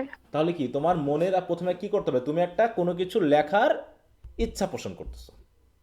কেমন, মনে করো তুমি খুবই অসুস্থ, তাই তুমি কলেজে যেতে পারোনি এবং পরীক্ষায় অ্যাটেন্ড করতে পারোনি। তাহলে এখন তোমার কি করতে হবে, লিভ অফ অ্যাবসেন্স দেখায় একটা অ্যাপ্লিকেশন লিখতে হবে। তাহলে এটা একটা প্রয়োজন হয়ে গেছে নাকি, এর একটা প্রয়োজন হয়ে গেছে যে তুমি একটা কি লিখবা, একটা অ্যাপ্লিকেশন লিখবা। এটা কি একটা প্রয়োজন হয়েছে না? জি এরপর স্যার। তুমি কি জি করবে? স্যার। এখন ওইটাকে লেখার জন্য তুমি একটা প্ল্যান করবা বা একটা আউটলাইন করবা যে একটা অ্যাপ্লিকেশন কীভাবে লেখে। প্যারাগ্রাফ আর অ্যাপ্লিকেশন কি একরকম করে লেখে? হুম। না স্যার। আচ্ছা, না স্যার। তাহলে তুমি ওটা জানো যে অ্যাপ্লিকেশন এইভাবে লিখতে হয়, তাহলে তুমি ওটাকে কীভাবে লিখতে হয় সেটা একটা জানলা। জানার পর তুমি কি করবা, একটা দাঁড় করায় ফেলেছো। আমরা কি একবারে লিখে শেষ করি না কি ওটাকে আবার এডিট করা লাগে, ভুল টুল হতে পারে। হুম। স্যার বলে আমরা দাও। একটু চেক ভুল হলে করি। আবার প্রথমে চেঞ্জ আমরা একটা করি, রাফ করি, মানে তাই না? প্রথমে আমরা একটা রাফ হ্যাঁ। করি, যেটা হচ্ছে আমাদেরকে বলা হয় ড্রাফটিং বলা হয়। হ্যাঁ, ড্রাফট করা মানে ওখানে আমরা একটা দাঁড় করাই আপাতত যে আমি এই লিখতে চাই। দিয়ে আমাদের যখন দাঁড় করানো হয়ে যায়, একটা আউটলাইন হয়ে যায়, তখন আমরা করি কি ওটাকে আবার এডিট করা শুরু করি, যে এই বানানটা ভুল হয়েছে, এই পাংচুয়েশনটা ভুল হয়েছে, এই সেন্টেন্সের এই জায়গায় একটু এরকম করা লাগতো, মডিফাই করা লাগতো। এভাবে করে করছি কি আমরা এডিট করতেছি। এডিট করে কি একবার এডিট করি নাকি ভুল ঠিক করে আবার পড়ি, ভুল ঠিক করি আবার পড়ি, এরকম করি না কয়েকবার? ভুল করে আবার ঠিক করি। হ্যাঁ, জি স্যার। কয়েকবার এটা করা লাগে, তাই তো? এডিটিং, রিভাইজিং, স্পেলিং মিস্টেক হতে পারে, গ্রামারে এস বাই এস এ ভুল হচ্ছে, না হ্যাভের জায়গায় হ্যাজ, হ্যাজের জায়গায় হ্যাভ দিয়ে ফেলছি, আরের জায়গায় ইজ হয়ে গেছে, এগুলো আমরা ঠিক করছি। এই সব কিছু কিসের মধ্যে পড়ছে, আমার এই রাইটিং প্রসেসের মধ্যে পড়ছে। ঠিক আছে তো? মানে একটা জিনিস এই যে এটা লিখতে গিয়ে বা এটা করতে গিয়ে আমাকে অনেকবার যাচাই করতে হয়েছে যে এই সেন্টেন্সটা ঠিক আছে কিনা, এটা ভুল হচ্ছে নাকি, এটা কি হচ্ছে ইত্যাদিভাবে দেখে টেখেই কিন্তু আমাকে এগুলো লিখতে হবে। তাহলে এই যে দিয়ে শেষ পর্যন্ত কী হয়েছে, একটা লেখা দাঁড়িয়ে গেছে যে এই কথার সাথে এই কথা মিলছে কিনা। হ্যাঁ, তাই বলছে যে রাইটিংয়ের বড় ধরনের কিছু কম্পোনেন্ট আছে। বিশেষ করে এখানে সবচেয়ে জরুরি যে বিষয়টা সেটা হলো ওয়ার্ড এবং গ্রামার। আর ওয়ার্ডের ক্ষেত্রে স্পেলিংটা সবচেয়ে জরুরি, কারণ স্পেলিং মিস্টেক হলে কি আমাদের অর্থগত কি ভুল হতে পারে না? হ্যাঁ, যে আমরা বলতে চেয়েছি এক জিনিস, আমার বোঝানো হয়ে গেছে আর এক জিনিস। কারো একটু আনমিউট করাচ্ছে, আমার কথা হলে একটু সাউন্ড হচ্ছে। আচ্ছা, এবার বলছে as writing includes all the knowledge and abilities related to expressing ideas through the written word of a language. অতএব English writing skills refers to the knowledge and abilities of expressing ideas using English language. কথাটা খেয়াল করো। তাহলে writing skills মানে হচ্ছে লিখিতভাবে মনের ভাব প্রকাশ করার অ্যাবিলিটি, এই তো? মানে the ability to express one's ideas in written format বা ইন রাইটিং। তাহলে রাইটিংয়ে মনের ভাব প্রকাশ করার যে অ্যাবিলিটি তাকে আমরা বলছি কি, রাইটিং স্কিলস। তাহলে ইংলিশ রাইটিং স্কিলস বলতে আমরা কি বুঝবো? বলে ইংলিশ রাইটিং স্কিলস বলতে আমরা কি বলবো? ইংলিশে মনের ভাব প্রকাশ হ্যাঁ, করার মানে জন্য ইংলিশ কিছু ল্যাঙ্গুয়েজে, তাই লিখে। তো? হ্যাঁ, ইংলিশ ল্যাঙ্গুয়েজে লিখিতভাবে মনের ভাব প্রকাশ করাটা বা কমিউনিকেট করাটা। তাহলে ইংলিশ ল্যাঙ্গুয়েজে রিটেন ওয়েতে, তাই তো, বা লিখিত ওয়েতে নিজেকে এক্সপ্রেস করা বা কমিউনিকেট করার যে ওয়ে, সেটাকে আমরা বলছি ইংলিশ রাইটিং স্কিলস। তাহলে যেহেতু আমরা পড়ছি কি ইন্ট্রোডাকশন টু রাইটিং স্কিলস, এবং আমাদের পেপারের নাম কি, ইংলিশ রাইটিং স্কিলস। তাহলে এখানে কয়েকটা বিষয় জড়িত, একটা হচ্ছে স্কিলস, একটা হচ্ছে রাইটিং, আর একটা হচ্ছে ইংলিশ। তাহলে ইংলিশ হচ্ছে কি একটা ল্যাঙ্গুয়েজ, রাইটিং হচ্ছে কি ওই ল্যাঙ্গুয়েজের 4টা সাব স্কিলসের মধ্যে একটি, আর স্কিলস হচ্ছে কি অ্যাবিলিটি বা কি দক্ষতা। তাহলে ইংলিশ রাইটিং স্কিলস মানে হচ্ছে ইংরেজি ভাষায় মনের ভাব বা কমিউনিকেট করার যে স্কিলস বা অ্যাবিলিটি, সেটাকে বোঝানো হয়েছে। ঠিক আছে? জি স্যার। আচ্ছা, এখান থেকে কারো এক জায়গা থেকে সাউন্ড আসছে, এটা একদম এক ধরনের ছোট এক ধরনের সাউন্ড বারবার কিন্তু কানে বাজতেছে। হ্যাঁ, একটু ইয়ারফোন ইউজ করলে ভালো হয়, তাহলে সাউন্ডটা আমার কাছে ফিরে আসবে না। সবাই মনে ফিল করতেছে ওটা না, সাউন্ড হচ্ছে না এক ধরনের।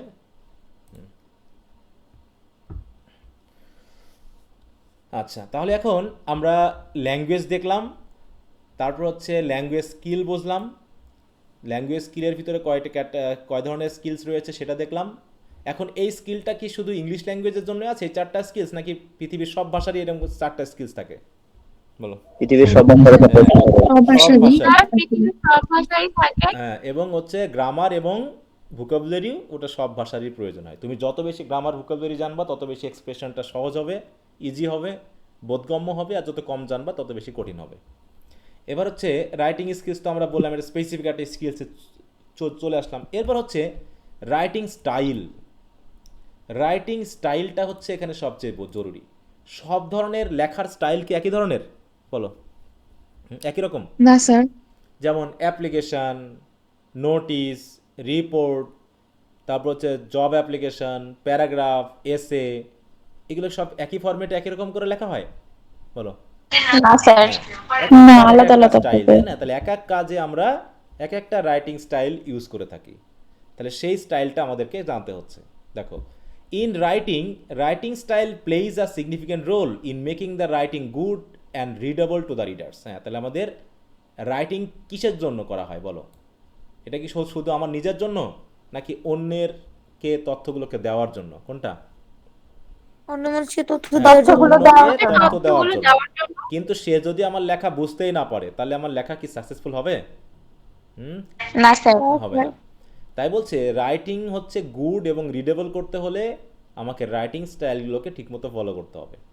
In fact writing style suggest how the writer decide to express himself or herself through writing. মানে রাইটিং স্টাইল মানে হচ্ছে কি, একজন রাইটার তিনি তার রিডারের কাছে নিজেকে কিভাবে প্রকাশ করবেন সেই সিস্টেমটা।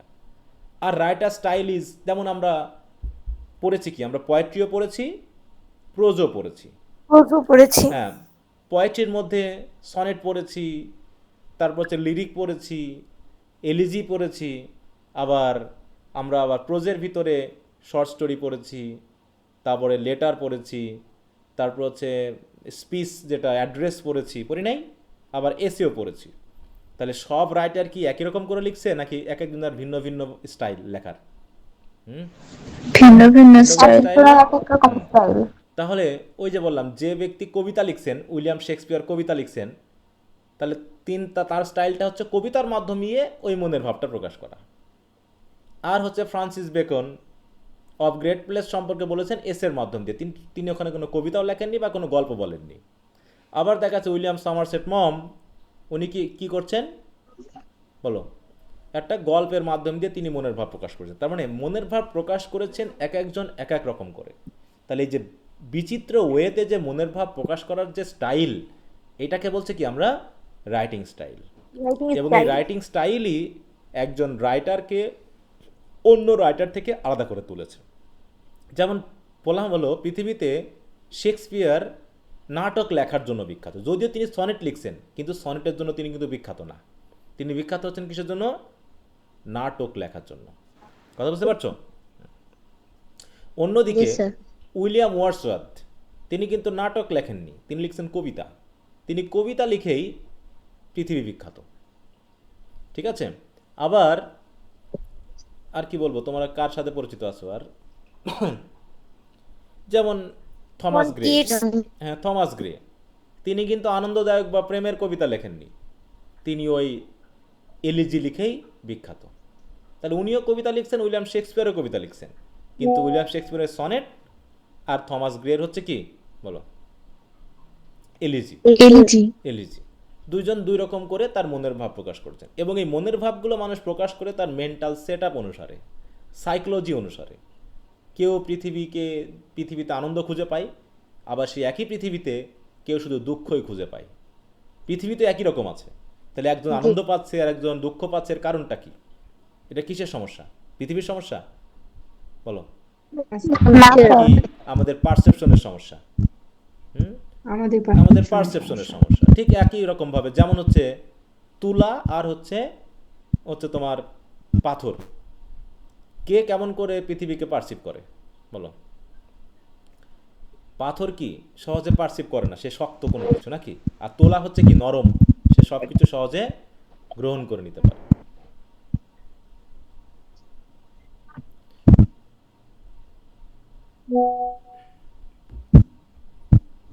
সাউন্ড আসছে কার থেকে বলো তো?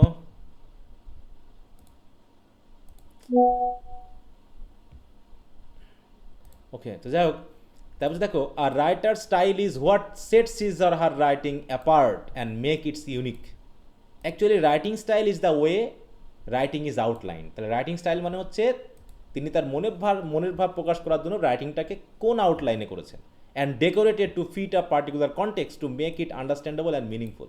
তাহলে এটাকে আন্ডারস্ট্যান্ডেবল এবং মিনিংফুল করার জন্য তিনি কোন কনটেক্সট ইউজ করেছেন, কীভাবে ডেকোরেট করেছেন, কীভাবে উপস্থাপন করেছেন, এটা হচ্ছে কি আমাদের রাইটিং স্টাইল।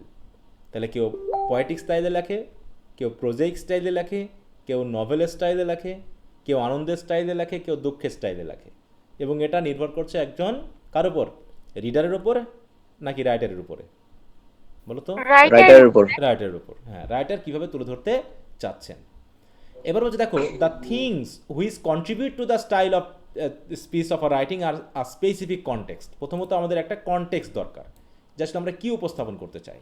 তারপর হচ্ছে পারপাস অফ রাইটিং, আমরা কেন লিখতে চাই। তারপর হচ্ছে ইটস টার্গেট অডিয়েন্স, মানে কার জন্য লিখতে চাচ্ছি। এবং রাইটার্স ওয়ার্ড চয়েস, এবং রাইটার কী ধরনের ওয়ার্ড চয়েস করছেন, সেন্টেন্স ফ্লুয়েন্সি কেমন, এবং সাথে হচ্ছে দ্য রাইটার্স ভয়েস, রাইটার্স কোন ভয়েসে লিখবেন, সাবজেক্টিভ ভয়েস আর অবজেক্টিভ ভয়েস। ঠিক আছে, তো তিনি কি ওর ভিতরে উপস্থিত থাকবেন। যেমন হচ্ছে আমরা যদি দ্য লাঞ্চন পড়ি, দ্য লাঞ্চন যে কবিতাটা মানে গল্পটা পড়েছি, ওখানে মনে হচ্ছে না যে লাঞ্চনের রাইটার নিজেই বলছেন, বলো? জি স্যার। জি স্যার। কিন্তু যখন আমরা ক্যাট ইন দ্য রেইন পড়েছি, ওখানে কি মনে হচ্ছে যে ওর ভিতরে রাইটার আছে, বলো? না স্যার। হ্যাঁ, তখন না। ওই গল্পের ভিতরে রাইটার নেই, রাইটার মানে পাশ থেকে আমাদেরকে জানাচ্ছেন। আর লাঞ্চনের ভিতরে রাইটার নিজেই আছেন, এরকম না ব্যাপারটা, বলো? একইভাবে গিফট অফ দ্য মেজায়ে রাইটার কি ওই চরিত্রের ভিতরে আছেন নাকি বাইরে থেকে তিনি আমাদেরকে জানাচ্ছেন, গল্পের বাইরে থেকে? বাইরে থেকে জানাচ্ছেন। জানাচ্ছেন। হ্যাঁ, গল্পের বাইরে থেকে তিনি জানাচ্ছেন। কিন্তু যদি আমরা বলি এই যে গেটিস ইয়াতে বিশেষ করে লেটার টু লর্ড চেমসফোর্ড, এখানে কি রাইটার নিজের ওর ভিতরে আছে না, রবীন্দ্রনাথ ট্যাগর তার রাইটিংয়ের ভিতরে? জি স্যার। হ্যাঁ, ওখানে তিনি আছেন। জি স্যার। হ্যাঁ, কিন্তু ফ্রান্সিস বেকন তিনি তার কথা বলছেন, কিন্তু তিনি ওর ভিতরে সরাসরি নেই। মানে মূল কথা হলো গল্পের ভিতরে রাইটার নিজে থাকতেও পারে, আবার নিজেকে সাইড লাইনেও রাইটার রাখতে পারেন। ঠিক আছে, এটা হচ্ছে ভয়েস, যে রাইটারের ইয়াটা কেমন। তার মানে রাইটিং স্টাইলের ক্ষেত্রে আমাদেরকে বেশ কিছু বিষয় খেয়াল করতে হচ্ছে, যে আমি কোন কনটেক্সটে লিখছি। কনটেক্সট মানে কি, সিচুয়েশন, তাই তো? কোন অবস্থানে থেকে আমি লিখছি, লেখার উদ্দেশ্যটা কি, আমার লেখাটা কার জন্য, এবং কি ধরনের শব্দ আমাকে চয়েস করতে হবে, তাই না? আমি যদি একজন মাস্টার্সের স্টুডেন্টের জন্য একটা কিছু লিখি, আর যদি ক্লাস 8-এর স্টুডেন্টদের জন্য লিখি, তাহলে ওয়ার্ডের ব্যাপারটা কি একই রকম হবে দুই ক্লাসের জন্যই? না স্যার। না স্যার। হ্যাঁ, তাহলে নিশ্চয়ই এই ক্লাস 8-এর জন্য যেটা লিখবো সেটা নিশ্চয়ই ল্যাঙ্গুয়েজটা ইজি হবে, আর যেটা মাস্টার্সের জন্য লিখবো তাহলে মাস্টার্স লেভেলের মতো করে আমাকে একটু উচ্চ লেভেলের ভাষা ইউজ করতে হবে, তাই নয় কি, বলো? তাহলে এরকম চয়েস একটা বিষয় হিসেবে কাজ করছে স্টাইলের ভিতরে। তারপর সেন্টেন্স ফ্লুয়েন্সি, মানে তিনি সেন্টেন্সগুলোকে কত সুন্দর করে কোহেশন এবং কোহেরেন্স মেনটেন করে দিয়েছেন যে তুমি পড়ার সাথে সাথে দ্রুত বুঝতে পারতেছো, মানে আন্ডারস্ট্যান্ডিং লেভেলটা কত ইজি হচ্ছে। আর হচ্ছে রাইটারের উপস্থিতি বা রাইটারের ভয়েস। তো এই বিষয়গুলো বিবেচনা করেই আসলে একটা রাইটিংয়ের স্টাইলটাকে নির্ধারণ করা হয়। কথা বুঝতে পারছো? কারণ এর উপর ভিত্তি করে স্টাইলটা ঠিক হয়। হ্যাঁ, এখন মনে করো যে কেউ একজন যদি কৃষকদের উদ্দেশ্যে লেখে, আর একজন যদি মনে করো মৎস্যজীবীদের উদ্দেশ্যে লেখে, তাহলে দুইটার কনটেক্সট কি একরকম? না স্যার। না স্যার। ভিন্ন ভিন্ন। ওয়ার্ড চয়েসও নিশ্চয়ই ভিন্ন ভিন্ন হবে, এবং রাইটিংয়ের স্টাইলটাও নিশ্চয়ই ভিন্ন হতে পারে। ওকে, এখন রাইটিংয়ে দেখো খেয়াল করো, however there are 4 major types of writing style. এখন রাইটিংয়ের স্টাইল হচ্ছে এরকম 4টা টাইপ রয়েছে। একটা হচ্ছে ন্যারেটিভ, জাস্ট কোনো কিছু ন্যারেট করা। এবার একটু খেয়াল করো, জাস্ট কোনো কিছু বর্ণনা করা, যেমন হচ্ছে the cat in the rain, the luncheon, the gift of the মেজাই। এখানে হচ্ছে কি জাস্ট একটা ন্যারেটিভ রয়েছে। এখানে কি তোমাকে জোর করে কোনো কিছু বোঝাতে চেষ্টা করা হচ্ছে, বলো? না স্যার। হ্যাঁ, ন্যারেটিভ মানে হ্যাঁ, যেখানে স্যার। একটা গল্প কাহিনী থাকবে, ন্যারেটিভ মানে হচ্ছে একটা গল্প কাহিনী থাকবে, ঠিক আছে। আর ডেসক্রিপটিভ হচ্ছে কোনো কিছুর বর্ণনা থাকবে, কি থাকবে বলো, কোনো কিছু বর্ণনা। বর্ণনা কোনো থাকবে, কিছুর যেমন হচ্ছে দ্য বর্ণনা। Great place. The great place কি একটা ডেসক্রিপশন, ওটা ওখানে কোনো কাহিনী আছে, গল্প কাহিনী আছে বলো, না না স্যার। স্যার। ওখানে কিন্তু কোনো গল্প কাহিনী নাই। এরপর হচ্ছে এক্সপোজিটরি। এক্সপোজিটরি মানে হচ্ছে এক্সপোজ করে দেওয়া, মানে কোনো কিছু প্রকাশ করে দেওয়া, ঠিক আছে। তো কোনো কিছু ডেসক্রাইব বা ন্যারেট করার মাধ্যমে অন্যের কাছে প্রকাশ করা, এরকম কোনো লেখা আমরা পড়েছি বলো। Gettysburg address. হ্যাঁ, গেটিসবার্গ অ্যাড্রেস, ঠিক আছে। তো গেটিসবার্গ অ্যাড্রেস এটাকে কি বলছি আমরা, এক্সপোজিটরি প্যারাগ্রাফ বলছি, তাই তো, বা এসে বলছি, বা যেটাই বলি না কেন। এরপর হচ্ছে পারসুয়েসিভ। পারসুয়েসিভ মানে হচ্ছে কাউকে এনকারেজ করা কোনো কিছু করার জন্য, উৎসাহিত করা, পারসু করা, তাই তো, যে আমি যেটা বলেছি সেটা তুমি করবা, এরকম একটা রাইটিং কি আমরা পড়েছি কোনো। এটাও তো গেটিসবার্গ অ্যাড্রেস বলতে পারি। গেটিসবার্গ, স্যার এটা অনেকটা অফ গ্রেড প্লেসের সাথে যায়। হ্যাঁ, অফ গ্রেট প্লেসের সাথে যাচ্ছে, কিন্তু গেটিসবার্গ অ্যাড্রেস যাচ্ছে না। গেটিসবার্গ অ্যাড্রেসে কি একটা ডেসক্রাইব করা হয়েছে ওখানে, ঠিক আছে। তো ডেসক্রাইব করা হয়েছে আচ্ছা। এবং কি করা হচ্ছে ওখানে, কি অবশ্য ওখানে পারসুয়েসিভের কিছু লিঙ্ক আছে গেটিসবার্গ অ্যাড্রেসে, ওই যে বলছে না যে অসমাপ্ত কাজ আমাদের করতে হবে, এরকম বলা হয় হ্যাঁ, না এই ওখানে? জন্যই বলেছিলাম। হ্যাঁ, ওখানে এক্সপোজিটরি, পারসুয়েসিভ এবং ডেসক্রিপটিভের একটা সংমিশ্রণ আছে ওখানে, ঠিক আছে।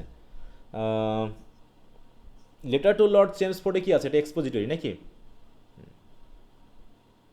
এটা এক্সপোজিটরি একটা বিষয় স্যার আছে। এটা এখনো পড়াননি। জি স্যার, ওটা তো তাই, ওই ব্রিটিশদের নিয়ে কথা বলছিল আমি লেটার টু লর্ড চেমসফোর্ড পড়ি নাই। স্যার। ওখানে ব্রিটিশদের অন্যায় নিয়ে কথা বলা হ্যাঁ হয়েছিল হ্যাঁ, একদম বুঝেছি। কঠিন একজন ভাষায়। বলছে এখনো পড়ানো হয়নি, ওটা পড়াই নাই আমি। স্যার ওইটা তো গতবারের সিলেবাসে ছিল মেবি, এবার তো নেই। এবারে নাই। না স্যার। ও, আমাদের সিলেবাসে তো আছে। আছে তো। আচ্ছা, তো আমি পড়াই নাই, এটা জি পড়ানো, স্যার, পড়াই। এটা পড়ানো হয়নি, কি বলো। আমার তো মনে হচ্ছে আমি পড়াইছি। এটা কি আমি এবারে পড়ালাম না গতবারের, আমার তো ঠিক খেয়াল পড়তেছে না। স্যার এটা তো আমার জানার মতে গতবারই ছিল। সেটা ঠিক আছে। আচ্ছা, এখন ওটা পড়ানো হয়নি তাই না, আচ্ছা।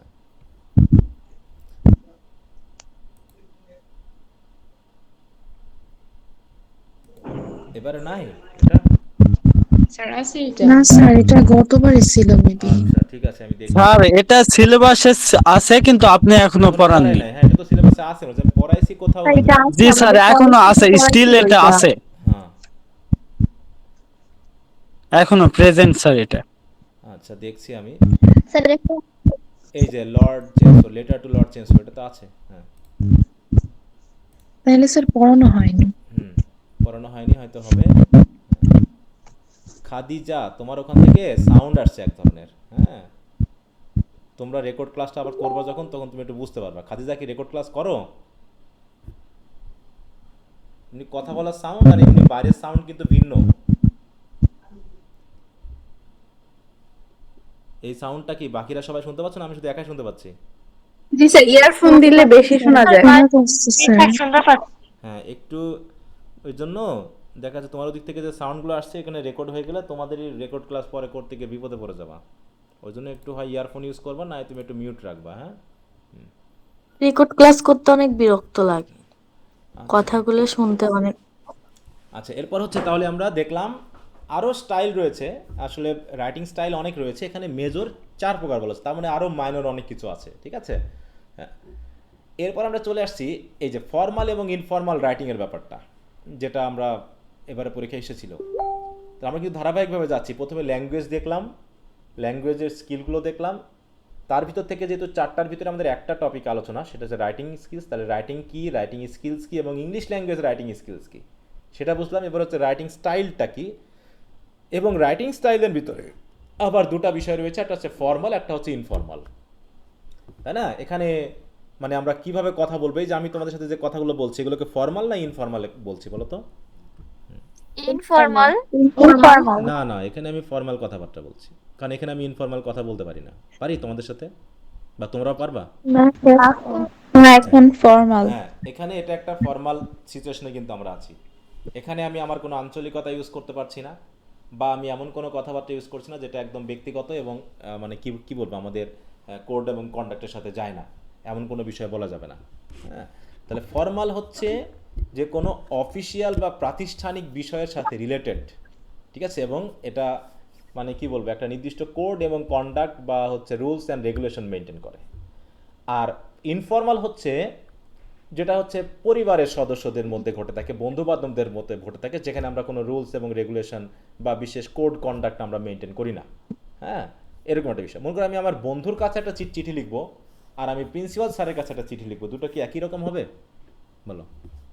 না স্যার, না ভিন্ন। আমি স্ল্যাং বা ইনফর্মাল স্টাইল ইউজ করতে পারবো আমার বন্ধুর কাছে, কিন্তু আমি যখন প্রিন্সিপাল স্যারের কাছে লিখবো তখন অবশ্যই সেটা একটা ফর্মাল স্টাইল, আউটলাইন সব কিছু ইউজ করতে হবে। তারপরে দেখো, according to the uses of writing for communication there are two types depending on the special rules and procedure of writing format, হ্যাঁ, টোন অর ল্যাঙ্গুয়েজ। তাহলে কোন ধরনের টোন ইউজ করব, কী ধরনের ল্যাঙ্গুয়েজ ইউজ করব এবং কী ধরনের রাইটিং ফরম্যাট ইউজ করব, সেই ধরনের প্রসিজার এবং রুলসের উপর ভিত্তি করে আমার রাইটিং হতে পারে দুই ধরনের, তাই তো? দুই ধরনের হতে পারে, কি কি সেটা? Formal and informal. উপর ডিপেন্ড করছে writing format, tone and language. Language use করব, টোনটা কেমন হবে এবং ফরম্যাটটা কেমন হবে। এখন ফর্মাল রাইটিং কি বলছে? Formal writing is a pattern of writing which is meant for academics, institutional এবং বিজনেস পারপাস। দেখো এখানে কি একটা প্রাতিষ্ঠানিক ব্যাপার রয়েছে, তাই না? তাহলে ফর্মাল রাইটিং মানেই হলো সেই রাইটিং প্যাটার্ন যেটা আমরা কোনো একাডেমিক, ইনস্টিটিউশনাল এবং বিজনেস পারপাসে ইউজ করে থাকি। এবং এখানে আমরা কোন কোন বিষয়গুলো বাদ দিই আর কোন কোন বিষয়গুলো আনি দেখো। হ্যাঁ, ইট অ্যাভয়েডস সার্টেন, দেখো থিংস, এখানে থিংস হবে, কিছু বিষয় আমরা এখানে এড়িয়ে যাই, যেমন হচ্ছে colloquial word or expression. Colloquial মানে বুঝো তো, ওই যে আঞ্চলিকতা, তাই তো? আমরা কি ফর্মাল রাইটিংয়ে কি আঞ্চলিকতা লিখবো? আমি কি বলবো? না স্যার। অনেকে লেখে অ্যাপ্লিকেশন লিখতে, স্যার আসসালামু আলাইকুম, কেমন আছেন, এইটা কি আমরা অ্যাপ্লিকেশনে লিখতে পারবো? না স্যার। বা প্রিন্সিপাল স্যারকে বলবো এরকম করে যে তুই কেমন আছিস, লিখতে পারবো? আমরা বন্ধু বান্ধবকে বলতে পারি নাকি? আমরা লিখতে পারবো না। তারপর হচ্ছে কন্ট্রাকশন, বুঝো? কন্ট্রাকশন মানে হচ্ছে সংক্ষেপে বলা, যেমন হচ্ছে আমরা অনেক সময় করি না, ইজ নটকে বলি ইজেন্ট, ক্যান নটকে বলি ক্যান্ট, শ্যাল নটকে বলি শ্যান্ট। এই জাতীয় কোনো কন্ট্রাকশন ফর্মাল ল্যাঙ্গুয়েজে ইউজ করা যাবে না, বুঝতে পারছো? যেমন স্ল্যাং ওয়ার্ড, স্ল্যাং ওয়ার্ড কেন মানে কেমন? আমরা বন্ধুর সাথে শালা সম্বন্ধে যা খুশি বলতে পারি নাকি, ধৈর শালা এরকম বলি না আমরা? অনেকটা গালাগালির মতো, কিন্তু প্রিন্সিপাল স্যারকে লিখবো এই কথা? বলতে পারবো? বলতে পারবো না নিশ্চয়। তারপর হচ্ছে ক্লিশেস। ক্লিশে মানে হচ্ছে ওই একই ধরনের লেখা, যেমন আমরা ছোটোবেলা থেকে শুনে আসতেছি একই ধরনের অ্যাপ্লিকেশন নাকি? অ্যাপ্লিকেশন জনাব, সবিনয়, বিনীত নিবেদন, এই যে নাকি এরকম লিখি না? ক্লিশে মানে হচ্ছে সেই ধরনের কথা বা শব্দ যেগুলো ব্যবহার করতে করতে করতে করতে পুরো পচে গেছে, বুঝতে পারছো? ব্যবহার করতে করতে অবস্থা কেমন হয়ে গেছে? অবস্থা করুণ হয়ে গেছে, বুঝতে পারছো? সেটা এখন শুনতে গেলেই খারাপ লাগে। এই যে দেখো, ক্লিশে মানে হচ্ছে কি, a phrase or opinion that is over used and betrays a lack of original thought. হ্যাঁ, মানে একদম শেষ হয়ে গেছে, হ্যাঁ একদম মানে কি বলবো, এ আর মানুষ মানে শুনলেও কেমন জানি খ্যাত মনে করে এরকম। এছাড়া হচ্ছে অ্যাব্রিভিয়েটিভ ওয়ার্ড, আমরা ফর্মাল ল্যাঙ্গুয়েজে অ্যাব্রিভিয়েশন ইউজ করবো না। Using first and second person, আমরা এখানে ফার্স্ট এবং সেকেন্ড পারসন ইউজ করব, থার্ড পারসন ইউজ করতে পারবো না। ইউ শব্দটা আমরা ইউজ করবো না, তাই তো? তাহলে কি কি দেখো, তাহলে ফর্মাল রাইটিংগুলো কোথায় কোথায় ইউজ করা হয় বলো তো? একাডেমিক ইনস্টিটিউশন এন্ড বিজনেস পারপাসে, আর ইনস্টিটিউশনাল এন্ড বিজনেস পারপাস। হ্যাঁ, আর এখানে আমরা কি কি বাদ দিব, কি কি অ্যাভয়েড করব? Third person, first person and second second person use করব, বাদ না। থার্ড পারসন দুটো ইউজ করব, আর হচ্ছে থার্ড পারসন গুলো অ্যাভয়েড করো। হ্যাঁ দেখো, কলোকিয়াল ওয়ার্ড এন্ড এক্সপ্রেশন বাদ দিব, কন্ট্রাকশন বাদ দিব, স্ল্যাং ওয়ার্ড বাদ দিব, ক্লিশে শব্দগুলো বাদ দিব, অ্যাব্রিভিয়েট মানে কি সংক্ষিপ্ত ওয়ার্ডগুলোকে বাদ দিব, এবং আমরা ইউজ করব কি ফার্স্ট অ্যান্ড সেকেন্ড পারসন। হ্যাঁ, আমরা তো ইউজ করি নাকি? পার্সেন্ট হ্যাঁ, এবং বলছে formal writing maintains a serious tone and uses passive voice, তাই তো? হ্যাঁ, ঠিক আছে। এখানে কি বলছে? জি, স্যার। সিরিয়াস টোন এবং প্যাসিভ ভয়েস। আমি এখানে একটু মিস করছি, ইউজিং মানে বাদ দিব আমরা, আমি মিস করছি কেন? হ্যাঁ, এগুলো আমরা ফার্স্ট পারসন এবং সেকেন্ড পারসন ব্যবহার করা বাদ দিব। সবসময় আমরা থার্ড পারসনে হি সি এইগুলোকে আমি ইউ বাদ দিব বলছো, সেখানে সেকেন্ড পারসনে পড়তেছি। আচ্ছা, অতএব formal writing maintains a serious tone and uses passive voice. তাহলে কোন ভয়েস বেশি ইউজ হয় বলো? Passive voice. হ্যাঁ। On the other hand, informal writing is used for communicating with friends and other close ones, কাছাকাছি ফ্রেন্ড, বন্ধুদের ইত্যাদির সাথে। থিংস লাইক colloquial words, মানে এখানে যেগুলো বাদ দিলাম এগুলো আমরা এখানে ইউজ করতে পারি। দেখো বলছে কি colloquial words or expression, contractions, slang words, cliches, abbreviated words using first person and second person etc. are accepted here. The tone is, এখানে ছিল কি, the tone ছিল কি সিরিয়াস, দেখো, এবং প্যাসিভ ভয়েস। আর এখানে কি, the tone is personal and active, voice and passive voice can be use. দেখো, তাহলে টোন হচ্ছে কি পার্সোনাল, দুঃখের হলে দুঃখের, আনন্দ হলে আনন্দের, ইত্যাদি ইত্যাদি। এবং এখানে আমরা অ্যাক্টিভ এবং প্যাসিভ উভয় ভয়েসই কি করতে পারি, আমাদের প্রয়োজনে ব্যবহার করতে পারি। তাহলে ফর্মাল এবং ইনফর্মাল রাইটিং সম্পর্কে কি বোঝা গেল? জি স্যার। এরপর হচ্ছে রাইটিং প্রসেস। এইখান থেকে আমাদের মূল আলোচনা শুরু। এখান থেকে অনেক কোশ্চেন থাকে। এখান থেকেও আছে যে টার্গেট অডিয়েন্সকে দেখা আছে, হোয়াট ইজ টার্গেট মানে who are target audience, what is informal মানে writing, what is formal writing, what is narrative writing, what is descriptive writing, এগুন থেকেই কিন্তু ঘুরে ফিরে চলে আসতে পারে।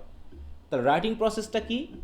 তাহলে আমরা একদম লেখা চিন্তা থেকে শুরু করে একদম লেখা কার্যক্রম শেষ করে সেটাকে কারোর সাথে শেয়ার করা বা পাবলিশ করা পর্যন্ত যে প্রক্রিয়া, এই পুরো প্রক্রিয়াটাকে বলি কি আমরা রাইটিং প্রসেস।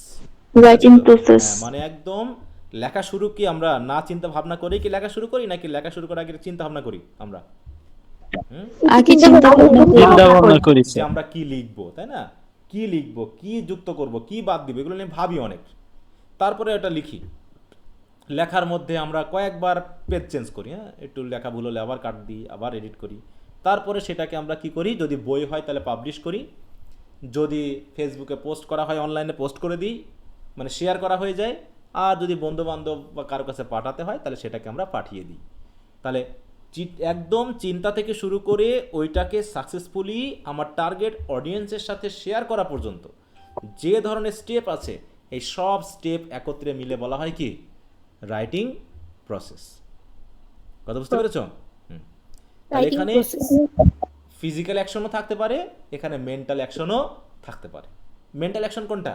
লেখা শুরু করার আগে যে চিন্তা ভাবনা করাটা, যে আমি কি লিখবো। মনে করো তুমি একটা গল্প লিখবা, তুমি একটা গল্প লিখতে চাচ্ছ, তা গল্প কি তুমি লেখা শুরু করতে পারবা শর্ট মানে কোনো কিছু না ভেবেই? বলো না স্যার। তাহলে তুমি নিশ্চয় আগে ভাবছো, তাই তো? ব্যাপক পরিমাণে তুমি ভাববা যে কি লিখবা, কোন পারপাসে লিখবো, কাদের উদ্দেশ্যে লিখবো, এবং এই টপিকটা হবে কি, তাই তো? এর সাবজেক্ট লাইনটা কি হবে, আমি কিভাবে লিখবো, দুঃখের ঘটনা লিখবো না আনন্দের ঘটনা লিখবো, মোটিভেশনাল হবে নাকি ডিমোটিভেশনাল হবে। তো যেভাবেই হোক আমরা আগে ভেবে নিই। তাহলে এই যেটা আমরা লেখা শুরু করার আগেই ভাবছি, এটাকে বলা হয় কি প্রি রাইটিং স্টেজ। হ্যাঁ, প্রি রাইটিং। তারপর হচ্ছে কি যখন আমরা লেখা চলে আর কি, হ্যাঁ, লেখার যতগুলো প্রক্রিয়া আছে সেগুলোকে আমরা বলি হোয়াইল রাইটিং স্টেজ। হোয়াইল মানে যখন লেখা চলছে। আর লেখা শেষ করার পর ওটাকে শেয়ার করা বা পোস্ট করা বা কারোর সাথে পাবলিশ করা, এগুলোর প্রক্রিয়া হচ্ছে কি পোস্ট রাইটিং স্টেজ। ঠিক আছে?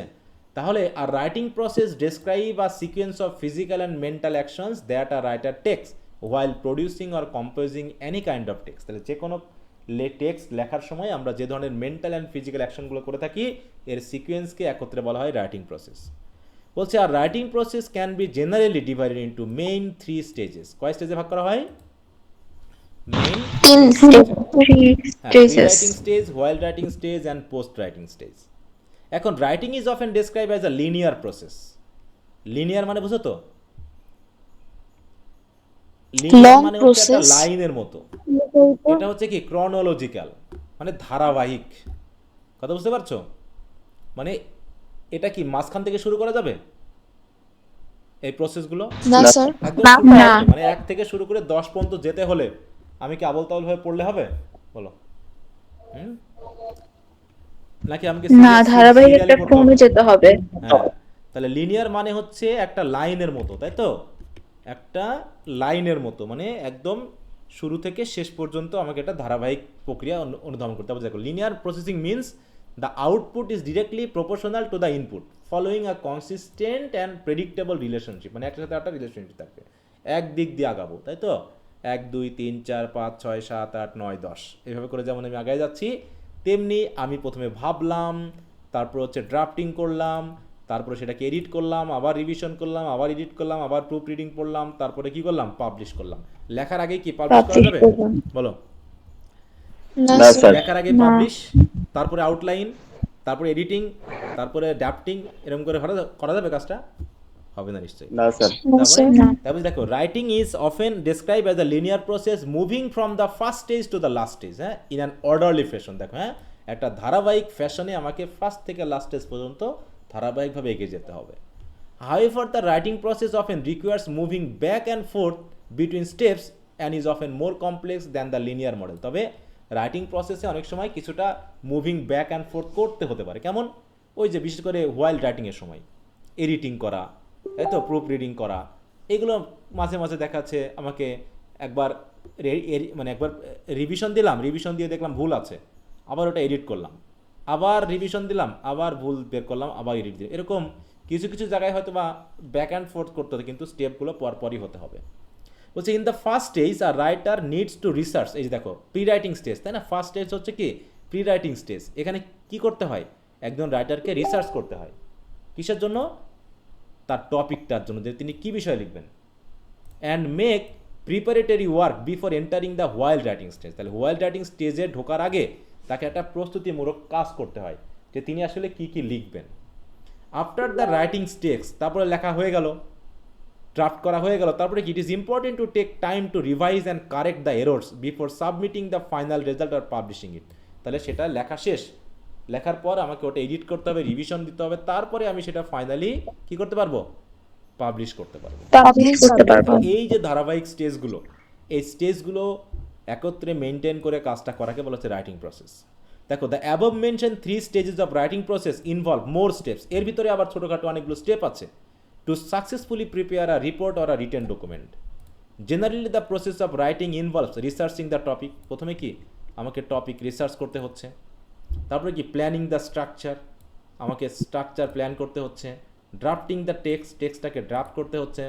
রিভাইজিং দ্য ড্রাফট, এবার ড্রাফট হয়ে যাওয়ার পর সেটাকে রিভিশন করতে হচ্ছে, সেটাকে আবার এডিটিং অ্যান্ড প্রুফ রিডিং করতে হচ্ছে, এবং শেষে কি হচ্ছে? Finally publishing the writing. অতএব depended on the required action, অতএব এই যে অ্যাকশনগুলো যে প্রয়োজন, এই অ্যাকশনের উপর ডিপেন্ড করে দ্য রাইটিং প্রসেসকে আরও 5টা স্টেপে ভাগ করা হয়। দেখো, further divided into 5 steps, which are pre writing, drafting, revising, editing, proof reading and publishing. একটু খেয়াল করে এবার। তাহলে এখানে ছিল হচ্ছে 3টা স্টেজ, তাই তো? প্রি রাইটিং, কম্পোজিশন আর হোয়াইল রাইটিং স্টেজ, আর একটা হচ্ছে পোস্ট রাইটিং স্টেজ। এইগুলোর মধ্যে আমাদের কয়েকটা স্টেজে ভাগ করতে হচ্ছে। দেখো, এইটা অবশ্য দুটা মিলে একই ঘটনা। তাহলে হচ্ছে কি? আমার প্রথমে হচ্ছে প্রি রাইটিং স্টেজ, মানে প্রি রাইটিং স্টেজ, এর ভিতরে যা কিছু হবে একটা স্টেজ। এখানে আমি দুটো দেখিয়েছি তো, যদিও এখানে একটাই হবে। তারপর হচ্ছে কি? ড্রাফটিং, তাই না? তারপর হচ্ছে কি? রিভিশন। তারপর হচ্ছে কি? Editing and proof reading. তারপর হচ্ছে পাবলিশিং অ্যান্ড শেয়ারিং। বুঝতে পারছো? তাহলে কয়টা হলো টোটাল? 1 2 3 4, আর এই পুরোটা মিলে হচ্ছে কি? প্রি রাইটিং স্টেজ মিলে একটা। মোট হচ্ছে কয়টা? 5টা। এই 5টা। বিশেষ করে কম্পোজিং বা হোয়াইল রাইটিং স্টেজে এই 3টা জিনিস ঘটে থাকে। বিশেষ করে ড্রাফট হয়ে যাওয়ার পরে এই কয়েকবার ঘটে, revision, editing and proof reading. তাহলে রিভিশন আর এডিটিং কয়েকবার ঘটে, প্রুফ রিডিং হচ্ছে লাস্ট বার ঘটানো হয়। প্রুফ রিডিংটা হচ্ছে লাস্ট বার, শেষবারের মতো যদি কোনো ছোটোখাটো ভুল থাকে সেটা বের করা। আর রিভিশন এবং ড্রাফট সেটা আমরা আলোচনা করছি। দেখো, এইখানে যদি আমরা একটু খেয়াল করি, এখানে সেটা একটু দিয়ে দিয়েছি স্টেপগুলো। তাহলে হচ্ছে pre writing stage, drafting, revising, editing এবং হচ্ছে publishing.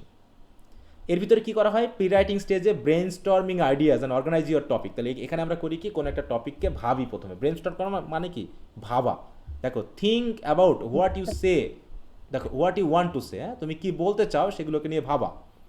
Talk about your ideas with a friend to find a main idea. তারপর তুমি কারোর সাথে আলোচনা করতে পারো যে আমি এটা লিখতে চাচ্ছি। এবং use a list or web organize. দেখো, মূল কথা হলো এখানে থিঙ্কিং করাটা, মেন্টাল অ্যাকশনটা হচ্ছে প্রি রাইটিং স্টেজে। ড্রাফটিংয়ে হচ্ছে কি, create a copy, rough copy of your writing. এখানে কি, write your ideas in order, read your work out loud, note places where you stumble, মানে কোথায় খারাপ হচ্ছে সেটা খেয়াল করা। এবং ask a friend for his or her feedback. Revising, revise মানে কি, ওই যে ড্রাফট হয়ে গেছে এটাকে এখন ইমপ্রুভ করা, কোনো জায়গায় বাদ দেওয়া, কোনো জায়গায় নতুন কিছু লেখা, বানান, তাই তো, এইগুলো। আগের লাইনটা পরে দেওয়া, পরের লাইনটা আগে দেওয়া, আগের প্যারাগ্রাফটা পরে দেওয়া, মানে নতুন করে সুসজ্জিত করা। যেটাই আমি অলরেডি তৈরি করে ফেলেছি, মোটামুটি আমার যে ফ্রেমওয়ার্কটা দাঁড়িয়ে গেছে, এই ফ্রেমটাকে আরও সুন্দর করার জন্য কি করা হয়, রিভাইজ করা হয়, তাই তো। এবার এই রিভিশন করার পর যে ধরনের ভুলগুলো পাওয়া যাবে সেগুলো করবো কি, আমরা এডিট করবো। দেখো, পুরোপুরি ডিও ওয়ার্ক হচ্ছে make sure you have completed sentence, correct spelling, necessary capitalization, punctuation, spacing, সব কিছু। Read it to see if each sentence make sense, এবং আরও পড়তে হবে যে প্রত্যেকটা সেন্টেন্স আসলে ঠিকমতো কাজ করছে কিনা, মিনিং ঠিক আছে কিনা, একটা সেন্টেন্সের সাথে একটা সেন্টেন্স যাচ্ছে কিনা। এবং শেষে কী হবে, create a clean final copy, যেটা হচ্ছে পাবলিশিংয়ের মধ্যে পড়ে। দেখো, type your writing a copy it neatly on to a new paper, think of an interesting title and share your writing. এই হলো আমাদের কয়টা স্টেজ টোটাল, তাহলে বলো। ছয়টা নয়, পাঁচটা। পাঁচটা। কি ছয়টা পেয়েছো? কয়টা আছে এখানে? 1 2 3 পাঁচটা। 4 5। পরীক্ষায় আসলে যদি মেজর স্টেপগুলো বলে এই পাঁচটায় প্রধানত আমরা দিই। যদিও প্রথমে আমরা রাইটিং শুরু করার আগে রাইটিং করা এবং রাইটিং শেষ, এই স্টেজে আমরা 3টা ভাগ করছি, কিন্তু অধিকাংশ ক্ষেত্রে দেখছো বইগুলোতে এই 5টা স্টেজকে এভাবে দেখানো হয়। এর ভিতরে ড্রাফটিং, রিভাইজিং এবং এডিটিং, এই 3টা হচ্ছে while writing stage. Pre writing stage তো আছে, এটা পাবলিশিং হচ্ছে কি, কোন রাইটিং, কোন ইয়েতে পড়ে, publishing, post writing. Post writing stage. তো এখন এই জায়গাতে আমাদের বিস্তারিত আলোচনা আছে, এটা আজকে আমি ধরছি না, কারণ এখানে অনেক আলোচনার বিষয় আছে। বিশেষ করে প্রি রাইটিং স্টেজটা বেশ আলোচনা, স্ক্যানিং, স্কিমিং, কোহেশন, কোহেরেন্স, এগুলো আলোচনা করতে হবে। তো এই পর্যন্ত যতটুকু পড়লাম আশা করি বুঝতে পেরেছো কিছুটা, তাই তো। তাহলে আমরা পড়লাম ল্যাঙ্গুয়েজ কি, তারপর হচ্ছে ল্যাঙ্গুয়েজ স্কিলগুলো কি, তারপর রাইটিং কি, রাইটিং স্কিলস কি, ইংলিশ রাইটিং স্কিলস কি, রাইটিং স্টাইল কি, এবং রাইটিং প্রসেসের মধ্যে কি কি পড়ে। বিশেষ করে রাইটিং প্রসেসের এই জায়গা থেকে কিন্তু প্রচুর কোশ্চেন আসে, একদম সেকেন্ড ইয়ার পর্যন্ত কোশ্চেন আসে। হ্যাঁ, সেকেন্ড ইয়ারে তোমাদের যদি অ্যাডভান্স রিডিং রাইটিং থাকে তো সেখানে দেখবা যে এই টপিকগুলোই ওখানে আসছে। তার মানে এখানে পড়া থাকলে ওইখানে কিন্তু আর বেশি সময় ব্যয় করতে হয় না, যদি তোমাদের দেয় আর কি, আর যদি না দেয় তো গেল কা। আমাদের সবার সাথে পরিবর্তন আচ্ছা, তাহলে যেটুকু পড়ানো হলে এই শীটটা তো আমি দিয়ে দিব, তোমরা একটু ভালো করে রিভিশন দিয়ে নিবা, মনে থাকবে? জি স্যার।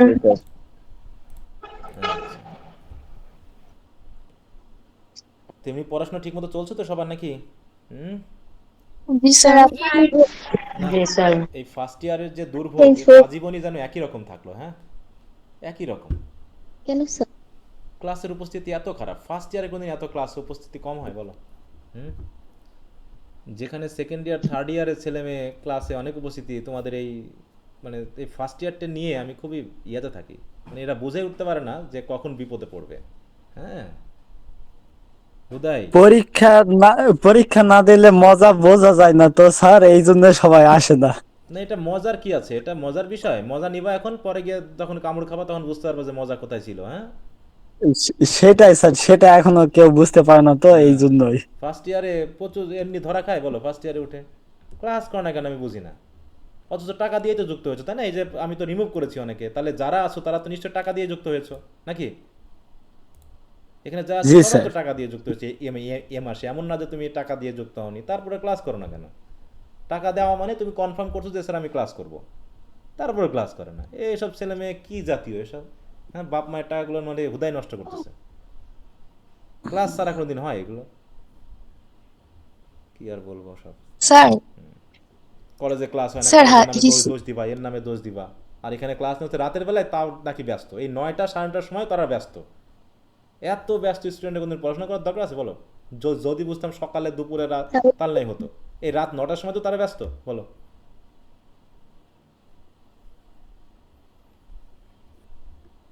স্যার হিস্ট্রিতে আপনি তো সেকেন্ড চ্যাপ্টার পড়া দিয়েছিলেন 26 তারিখ পর্যন্ত, আচ্ছা, ওটা আমি আজকে চেঞ্জ তো করে 30 দিচ্ছি। তারিখ। তোমাদেরকে গাইড বার হয়েছে? এখনো বার হয়নি? না স্যার এখনো না বের স্যার, হয়নি। আরে খাইলো। শুধু পাঠগুলো। ফার্স্ট ইয়ারটা শেষ হয়ে যাক, তারপরে গাইড টাইড বার হলে হবে। সিলেবাস চেঞ্জ করে সব জহুদাই, যখন তখন যখন খুশি তাই। আচ্ছা যাক, তাহলে হচ্ছে 7 ডিসেম্বর পর্যন্ত দিলাম, হ্যাঁ? জি স্যার। স্যার অনেক বড় চ্যাপ্টার। হ্যাঁ, একটু চেষ্টা করবা, যদি 2-1 দিন সময় বেশি লাগে সেটা দেওয়া যাবে, কিন্তু আপাতত টার্গেট রাখবা 7 তারিখের মধ্যে শেষ করতে, হ্যাঁ? জি স্যার। আচ্ছা, একটু মনোযোগ দিয়ে ধীরে স্যার সুস্থে ভালো আচ্ছা করে। বাংলার জন্য কি করব? বাংলা এবং আইসিটি এই দুটো তো আমি হাত দিতে পারবো না গো তোমাদের। বাংলা এবং আইসিটি হাত দিতে, আমি ইতিহাস আর ওই যে সোশ্যোলজি না কি আছে না, বাংলা এখনো বই বের হয়নি।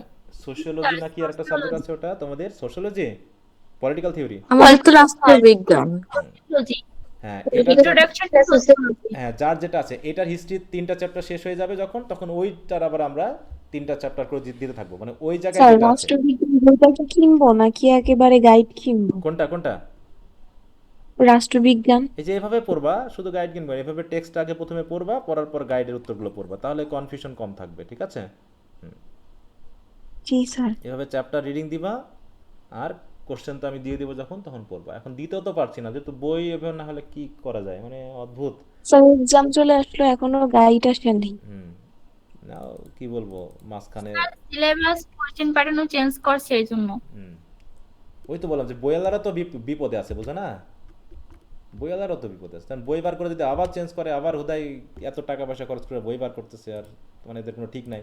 একটা ইয়ার শুরু করার আগে সিদ্ধান্ত নিয়ে নেবে যে আমরা এরকম করবো, এই বছরে না পারলে পরের বছরের সাথে করতো, এ বছরটা আগের মতোই চলতো, তারপরে নতুন সিলেবাস নতুন কিছু সিস্টেম করে পরের বছর থেকে চালু করতো। সব তাই সব কি করে কি জানি। এই যে প্রায় 4-5 মাস হতে মাঝে আসলো, এখনো বই না বার হলে পড়াশোনা হয় বলো? হ্যাঁ, আর কতদিন পর বলবে এদিকে তো ইনকোর্স শুরু হয়ে গেছে, ওদিকে আর কতদিন পর বলে ফর্ম ফিল আপ হবে, হবে সে হবে, অথচ বইয়ের কোনো খোঁজ খবর নাই। আচ্ছা, তো ঠিক আছে, আর কি বলবো, যা ভুক্তভোগী হয়েছে যখন, তখন সহ্য করতে হবে, কিছু করার নাই। আচ্ছা, তো ঠিক আছে, টেনশন করার কিছু নাই, যেগুলো হয়ে যাচ্ছে এগুলো একটু আগে পড়ে ফেললে পরে ওগুলোকে ম্যানেজ করা যাবে, টেনশন নিও না, একটু ভালো করে পড়তে থাকো, হ্যাঁ? ওকে, তো ঠিক আছে, সবাই ভালো থাকো, গুড নাইট। ওকে, আসসালামু আলাইকুম। ওয়ালাইকুম আসসালাম।